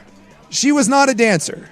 Brother. And she calls herself Tootie with the juicy booty, but she weighs She weighs 85 pounds. I love that. Watch this. And I love Tootie. Tootie's awesome. Tootie with the juicy booty. Who weighs 85 pounds. Brilliant. And has been working there for 38 years. So she's 53. Apparently. Allegedly. So we sit down and immediately we ask the question, are you serving food? Because at this point, we've seen no cook. There's no patrons. Not are there strippers. No. It's do you have the spaghetti? Well, at this point, that's fantastic. We're looking at spaghetti. And she says, yeah, we can make you food. Not we have food. It's I guess we can make food. I can whip something up if you Yeah. It's like you go to your friend's house, the mom's, I'll whip you up a sandwich here. Here we go. Yeah. So we asked, I was like, do you have the spaghetti? And she said, who told you we had spaghetti? And I'm like, it's on the door. And she takes a pause and is like, I think we can make you some spaghetti. And I'm like, okay. Oof. So we order spaghetti. We order steak bites. Bro, that's so gross. And then we ordered a burger. So we got a little bit of everything. We got a burger, steak bites, and the spaghetti. And she says, what can I get you to drink? I see the liquor. I don't see any liquor. They've got like 40 taps, right? Every one of the taps shut down. Not a single tap is functioning.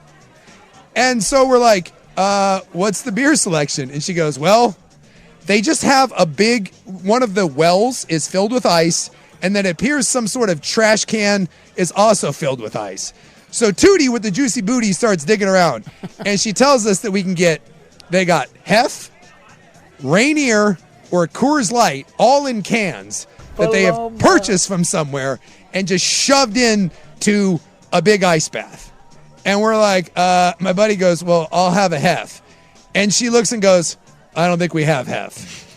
And we're like, Coors Light? I think we just have Rainier. So at this point, we're down to Rainier. It's the only beer we have. And she goes, I think there's some Coors Light, but it's not cold. And so now we get a couple Rainiers, and now we're waiting for the food. 9:30 on a Friday, I would like to point out, still no dancers. Although at this point, three other patrons come in. Well, wait. No dancers because Tootie's in the back making you spaghetti. It is true. And finding warm beer. That is part one of Big Stu's adventure to the A crop. We heard from social media star Jackson trying to convince me to go. I just look. I've heard of the arguments. I don't see it coming in my future, but maybe it does. Maybe it doesn't. But we'll hear part two when we come back next. Here, this is the club. This is the best of Prime Time with Isaac and Suk here on 105.1 The Fan.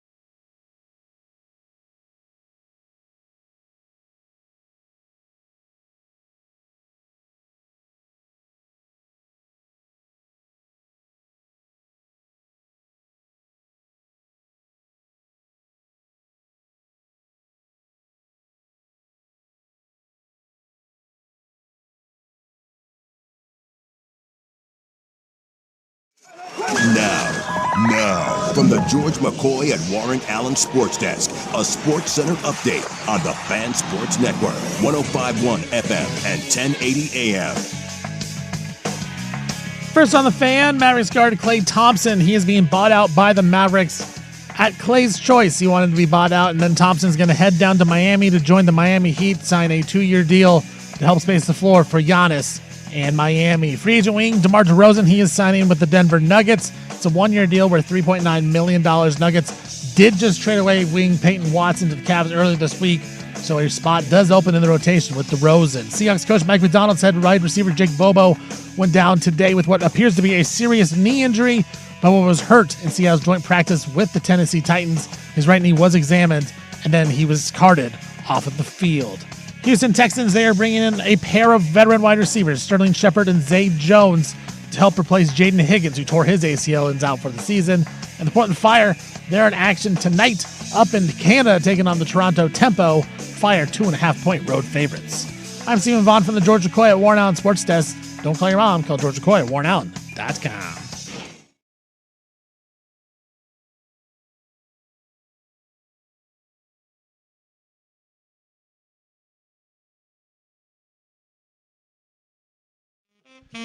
That's right. This is the best of Isaac and Suk, best of Primetime with Isaac and Suk. I'm Stephen Vaughn filling in for the guys.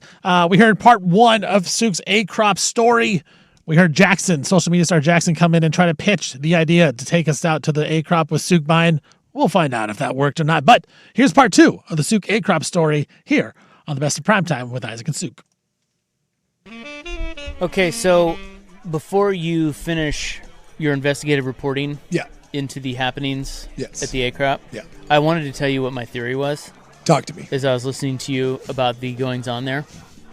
My theory was going to be, but it's already been shot, because it was going to be that Tootie with the Juicy Booty is the only one running it because she's been there so long. Sure. That they wanted to shut it down, and whoever owns it doesn't care about it, and they're going to sell it, and they just let her go in there. If she wants to keep the lights on, she can cook the spaghetti, she can get on the stage, and she can pour a cocktail. That's what I thought. Because it doesn't seem like they really care about operating. But then you said the 2 strippers showed up. Yes. So that threw a wrench into my theory. Now, I did not see anyone else cooking. I didn't see anyone else doing anything because you can't see into the kitchen. The only one I saw doing anything was They Tootie. want it that way. Was Tootie. I saw Toots. Maybe she was working both. Tootie was also stocking the ice chests. She did say that they had some Hef and some Coors Lights, but they weren't cold yet. I've never seen that. So that's another thing I thought. I thought she's opening the place. Yes. They don't have any, they're not buying her liquor or anything. No. She's going and buying the beer. Yeah. And selling it for a profit. I did not see a single cocktail poured. I was kind of scared to even ask. I asked my buddy, I said, hey, are they serving liquor? He's like, I don't think you want whatever they're serving. I said, valid point. I was kind of happy that they were just giving us cans of beer. It's just rain here. As it's cold? Yeah, well, it was cold-ish. But the best part is you could just see they were just going to Winco and buying beer and shoving it into ice. It was interesting to say the least. Okay, so you ordered a burger, spaghetti, and steak bites. Yes, and it all comes out at the same time. And so now we're sitting here with a feast. So I got maple syrup dancing to my right, and I've got a bevy of food. So we're like, well, let's dig right in. Now, how close is maple syrup? 15 feet away? 15, 20 feet? All right. I will tell you that the smell of that syrup was... I've never experienced anything quite like it in a club. All I could think about was, I kind of want pancakes now. But we didn't have pancakes. Okay. But we did have spaghetti. So it comes, and immediately we're like, I think we got to start with one thing and one thing only. We got to start with the spaghetti. And we're like, hey, I need an honest opinion of this. Because I'm like, you and me both, we got to go in on this, and we'll get a consensus. You guys are brave. We went right for it. I'm here to tell you. It did appear the spaghetti was, it had a meat sauce on it. There were some veggies that were cut up into it. Oh. It did not look like it came straight out of a can. It was homemade. Tootie. It was not. It was not Chef Boyardee. I'm here to tell you. I set the bar for the spaghetti at M&M's Mom's place, Mom's Spaghetti in Detroit, because I thought that was the worst spaghetti I've ever had.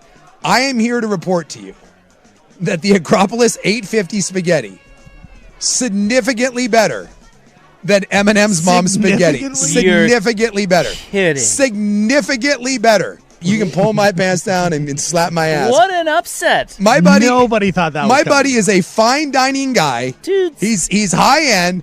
And I said, look, I need your honest opinion. He goes, look, would you order this at a nice Italian place? No. Is this I believe he called it a fair and honest spaghetti. So it's the steak bites of spaghetti. It was spaghetti. It was a fair and honest spaghetti. And with a nice Texas toast that when you put it on the Texas toast, it had the Texas toast with it? With the Texas toast with it. All for $8.50. $8.50. And I will tell you, it was a significant plate of spaghetti. Is the A-Crop on the come up?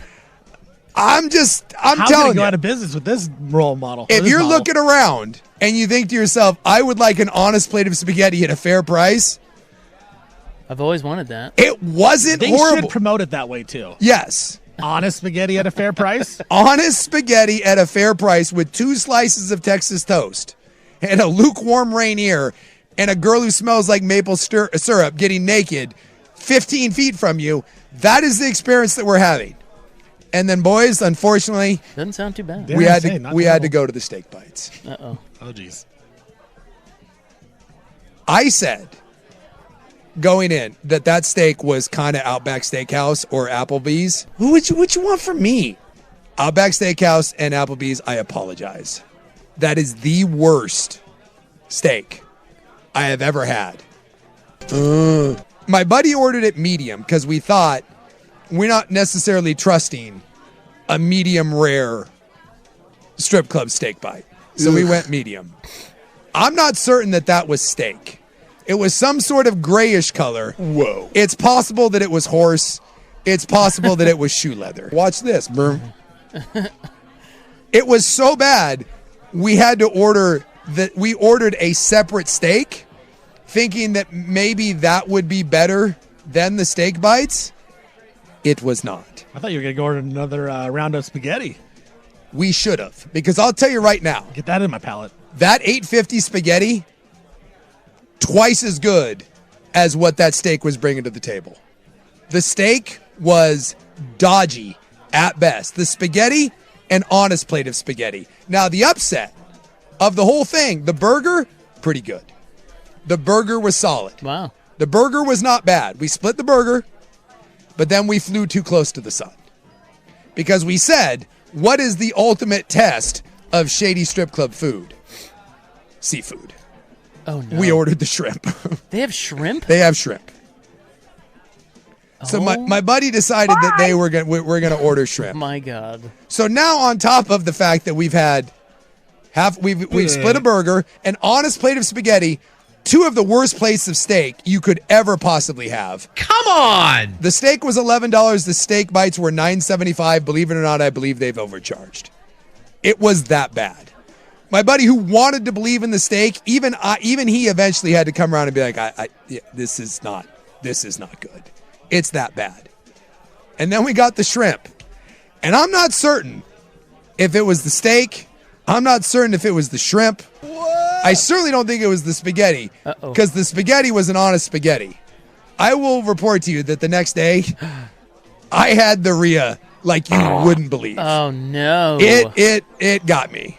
Well, you deserve that. It got me. And I'm not talking one. This was a LeBron James diarrhea. I mean, not one. You pushed too far. You did. Not one. You bit not off two. too much than you could chew. You couldn't. The spaghetti threw you off. You should have expected. Yes. I wouldn't say you deserved it. It's courageous work. Yes. But you should have expected it. The spaghetti gave you hope, I feel like. It did. Because that was the first right, thing. because you're like, if it can be solid, I can do the shrimp. Maybe they don't. Maybe they know shrimp. I think it might have been. Shrimp. I think it might have been the shrimp. It's the shrimp. That's the most likely. 100%. And that's his fault. I didn't order the shrimp. But once it was there, as a roving reporter, I could not eat any shrimp. And I don't think I should have. So how were the girls? Well, were they all right? I mean, you've been to some really bad strip clubs. Yes. Are they north of that? Yes, it's north. I'll say this. The girls were much like the spaghetti. It was an honest effort. Okay. It was an honest effort. All right. For what we saw. Did anybody else come in there? Incredible. I think, but so we left. We were there. We got there between 9 and 9:30. I want to say we left about 11:30-ish. That's a good night. And I want to say over the course of the evening, maybe 7-ish people and 3 to 4 dancers. Oh, they rotated more than the 2. Yeah. All right. We got maple syrup, an older gal who was covered in tattoos who was very enthusiastic. And then I think there was 1 or 2 more. The highlight, though, was Tootie with the juicy booty behind the bar, who ran the whole operation. I just wanted to hear Tootie stories the entire time. And the spaghetti, which was an honest spaghetti. Honestly, the hottest person there was the gal who was celebrating her birthday there with her weird boyfriend. That was by far the best thing that walked through that door. But she just was like, she just sat there the entire time. It was a hell of an evening. And at no point, we actually had to leave, honestly, because we had to go to the bathroom and neither one of us was willing. We would have stayed a little longer because we were like, so like by 11:30, like I said, like 6 to 7 people had kind of wandered in. So we were wondering like if it was going to pick up. Because Tootie was claiming that they had some big nights lately, which I'm not necessarily believing. But we were like, maybe there's some positive momentum being built. But both of us had to go take a whiz. Watch this. And honestly, I didn't trust the food or the shrimp. I thought maybe something else was going to happen. And I could not walk back into that bathroom. I was not willing to. So we were like, dude, we. So could you say that is not the worst strip club in Portland? Because I mean, there at least was a couple positives. Yeah, and there's some places you go to where there aren't. Tootie was fun. Tootie was spaghetti fun. was solid. You got good spaghetti.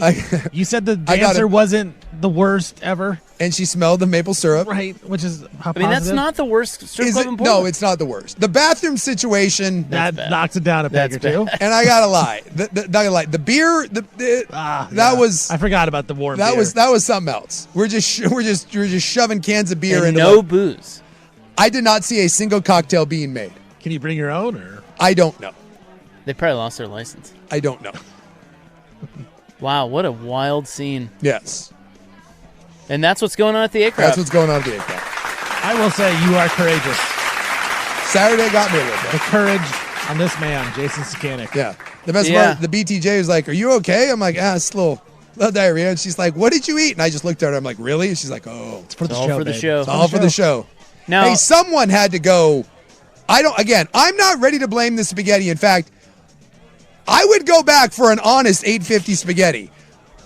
Do not get the steak. I'm telling you, because I think that's horse meat, and don't get the shrimp, guys. That's on us. That's actually on Panda Man. That's his fault for ordering shrimp. You can't order that shrimp. You can't. Come for the girls, leave with the spaghetti. Well, I'm pretty sure the night before we were talking about the worst foods to get at a strip club, and we said like shrimp cocktail would be the worst thing. Yeah. But I couldn't let him. You know Why what? would you order that? Because I'm a true friend. When he orders shrimp, it's implied that we're ordering shrimp. I can't let him eat shrimp alone. Yeah, I'd let him. That's all you, What's buddy. the Billy Joel song? We all go down together, in for a penny, in for a pound. You get shrimp at a strip club, I get shrimp now, at a here's strip the club. Team player. This is the real question. Stevie, you drive by there. Every day of the work, yeah. $8.50 for spaghetti is a pretty damn good deal. To go. And 2 pieces of toast. Are you serving that to your kids? Are you picking up a couple buckets of that and dropping it on the... I'm thinking about it now. Dropping it on the island in the kitchen? It's an honest spaghetti. Hey, I made this, babe. It's an honest spaghetti. And then the kids are like, "Where's this from, Dad? This is great. You want to go see? Oh, Meet Tootie. Now, to be fair, if you show up before 9:30, they're not going to see anything. You could have had your kids in there at 9 o'clock. They wouldn't even know what it is. They wouldn't even know what it is. Just the street. Dad, why did that guy charge us $5 to get in here?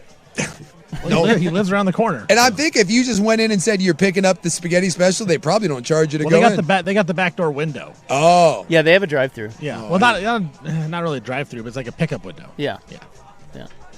A couple people have said can I call it in? They used to use that. Oh. Last question. I thought of one other question. Oh, was the salad bar still in there? No. Tootie told us stories. With the sneeze guard? Tootie told us stories.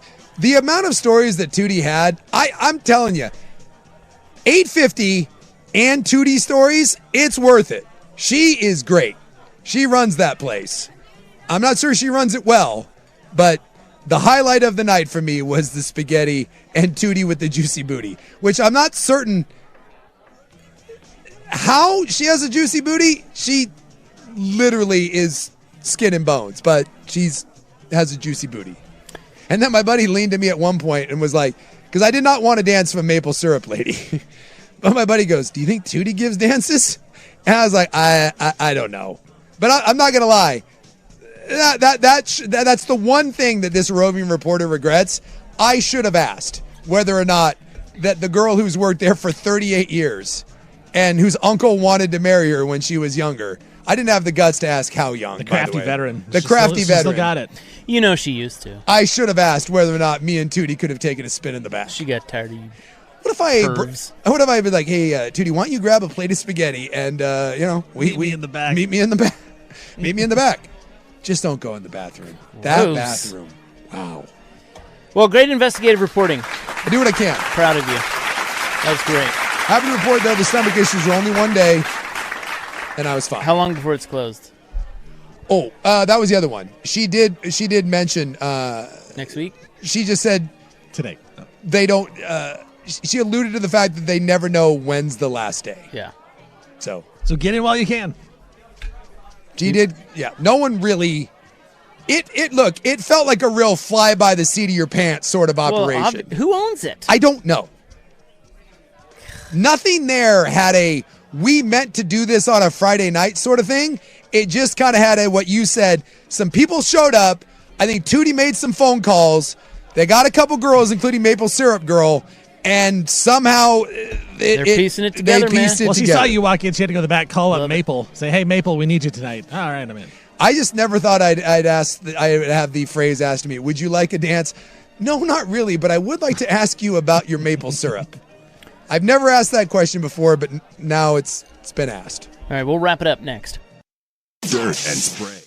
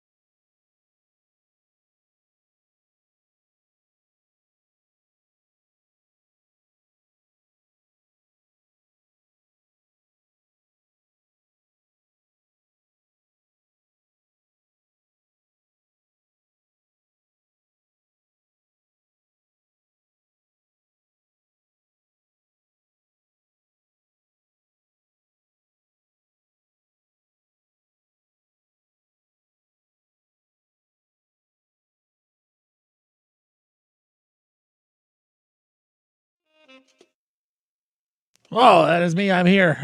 This is the best of Primetime with Isaac and Suk. I'm Stephen Vaughn filling in for the guys. We just heard Suk's A-Crop story. Unbelievable, as always. I could hear that all day, every day.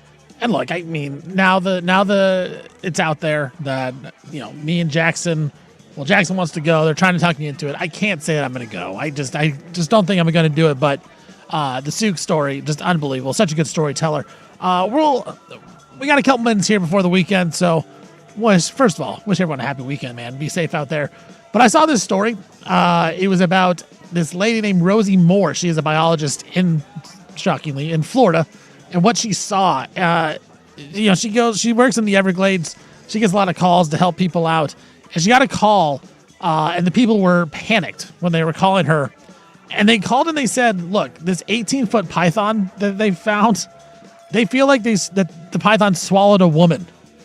18-foot python swallowed a woman, very panicked. So she goes out there, Rosie Moore does, and she goes and she looks. And of course, you're trying to save the woman. Like you're under the impression that there was a woman that was eaten by the python. So she goes to cut open the python to figure out what actually is inside. What they found was not a woman inside the python. It was a full-grown alligator that was inside the python. A 5-foot alligator that was inside of the python. Rosie said the alligator is the size of me, and the snake literally went from one side of the room to the other because it was so big and heavy. It was one of the craziest Everglades stories they had ever experienced ever. It's very, very rare to see that in the wild or get to dissect something that it was really cool. Again, that is a wild thing that the python will just eat a full-grown alligator that's 5 feet long and act like it's nothing. They think it's an actual person on the inside. My theories on these, and not really theories, but my thoughts on this is, look, I'm not messing with the wild. I'm not messing with wild animals. I know we love animal news here because they're going to take over the world at some point, and I'm going to let them because guess what? There's nothing I can do. If they want to get you, they're going to get you, and I'm not going to play on their turf. If you're going to come get me, you got to come up on land and you got to get me on land, but I'm definitely not going out to the water. The ocean, man, I'll go in the ocean a little bit, go up to my knees, go up a little higher. But I'm not going full-blown out there. That's their turf, man. I'm playing a road game. I want to play a home game. You're going to come get me on the land. The ocean is a scary place. The Florida Everglades, scary place, man. When you got 18-foot pythons, I'm not going there. If that python wants to get me, he's got to come up to Oregon. He's got to come down, to a city. He's got to be a city python, not an Everglades swamp python. These people that hang out with these animals on their turf, it blows my mind. They are a certain type of person that can do that. And look, hats off to them for doing that and loving that and knowing that you love that and making that your career. This Rosie Moore, she says she's seen it all, man. And she's been out there. She's been doing it since she's 10 years old. Like, that's when she first learned to scuba dive, was 10 years old. She knew this is what she wanted to do. She wanted to work in biology. She wanted to work with these crazy, dangerous animals. That is one thing that is not for me. Now, if I'm in a safe environment, maybe I would think about it, right? Like we're going to Hawaii in April. We talk about scuba diving and stuff like that. I mean, maybe if it's a safe place, but I also am going to have the back of my mind like, man, I got to be on my best behavior here. I'm out in the middle of the ocean. I'm out in the ocean, man. That's not my home turf. They're going to get me. If I'm going out to a forest, you're going camping, that's not my home turf. Now, if you come to my house, that's my home turf. I feel comfortable there. I'll challenge you there. But man, 18-foot python, they think a live person is in there. They're old, maybe an old grandma or something is inside. You just have to cut that thing open. No, entire 5-foot alligator. Alligator's huge. This Rosie Moore, she's not big. She's not a big person at all. She's in shape. She's taking care of business out there in the Everglades. Man, that stuff is wild to me that people actually do that and they enjoy it, because that is something that I would not enjoy and I would not be good at as well. Like it's just wild stuff that is out there, and people like it. People like to see pythons and they want to see pythons and they want to interact with them. it just seems wild to me. It seems like nothing good can happen